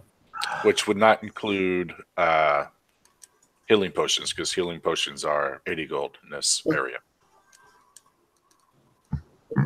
No, I believe it's still you're still able to buy healing potions, I believe. The only thing that goes up is they're 80 gold in this, so if it's anything below 50, then... Would you mind sending me the page reference for that? Because I haven't seen 80 gold for healing potions. Yeah, it's in the book. It is on page... It's right when it talks about the merchants. Okay. That's going to suck for some people. Yep. Potions common. So if you go to Otamu, he's the magic guy. And then any common potion, which would be a healing potion, potion of healing, would be 80 gold. Uncommons 300, and then of course some spells. I think that's just purchasing it in the port. Per Adventurers League rules, it would still probably be the 50 gold. No, this is overwrite. I'm almost positive this overwrites it. I'll try to find a reference for it, but I know that in the conventions I've been going to, that anything that is season 7 related, it's always been 80 gold. Yeah. Okay, well that's good to know. But I'll try to find a reference for that. Yes, thank you. Yeah. Facebook page, I updated the picture for us, so we know what we've been to. Yeah, I'm going to put that in there. Yeah. I'll tell you what you'll have the helmet telepathy. We'll put that in the group chat and decide whoever wants that, along with all the gold. XP 7.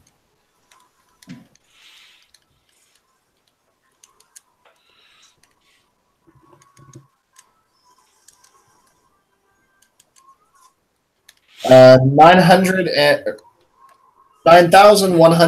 God damn it, no. Every player gets 9,000? Yes! No. Score! 914. Per player? Yeah, per player. Grinder. That would be quite a bit higher if we were to, ditch artists and Dragon Maid. Well, not by much. When we have a full 7-player party already. And what was the gold? The gold is in the chat window. So we got 275 plus. What the hell is everything else? So much chat. Oh, it's in the chat window? Yeah, it's in the chat window. I'm trying to scroll back up to the other stuff. because we got the 275 from all the. Okay, there we go.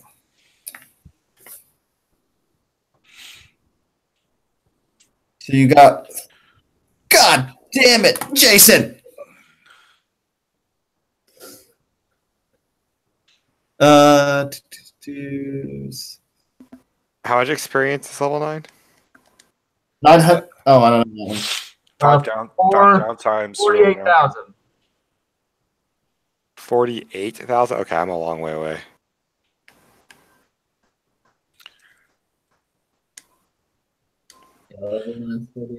I'll at least level to 9, so that'll be nice. I can get my 5th level spells, so I can cast Blight more often. God damn it. And Squiggs wants to know if the XP is for him as well. Yes, that's for everyone. Y'all didn't fight anyone else. Yep. Excuse me. And how much gold was it total? He's right. Oh, okay.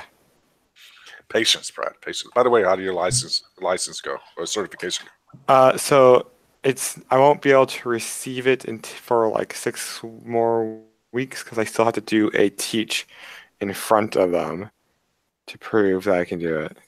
Oh, nice. Well, which is actually the easiest part for me. But that's great to hear, man. Best of luck. Are you trying to be a teacher? Yes, for like past 6 years, I'm on literally the last step. What grade are you wanting to teach?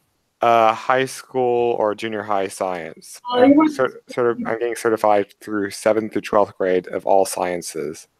See, I'm wanting to just do preschool. I can't handle older kids or teenagers. They drive me nuts.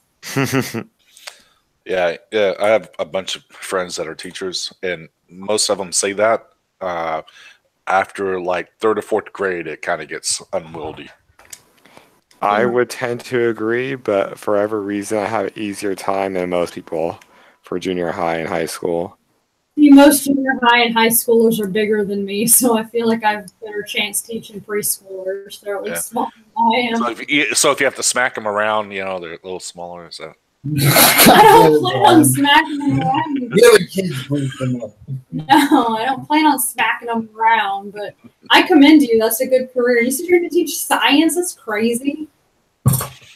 Yeah, I should be able to be eligible for hire by the middle of May.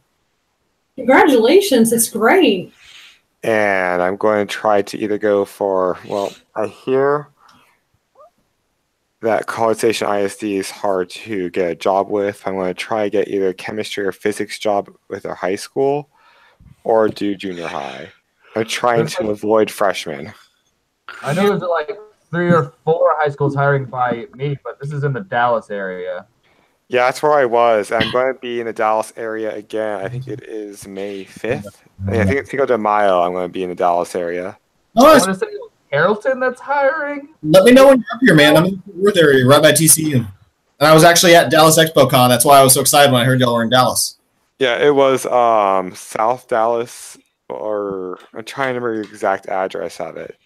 And also, I got y'all's gold now. It's 86 gold a person, 8 silver, and 7 copper. How much copper? 7 copper.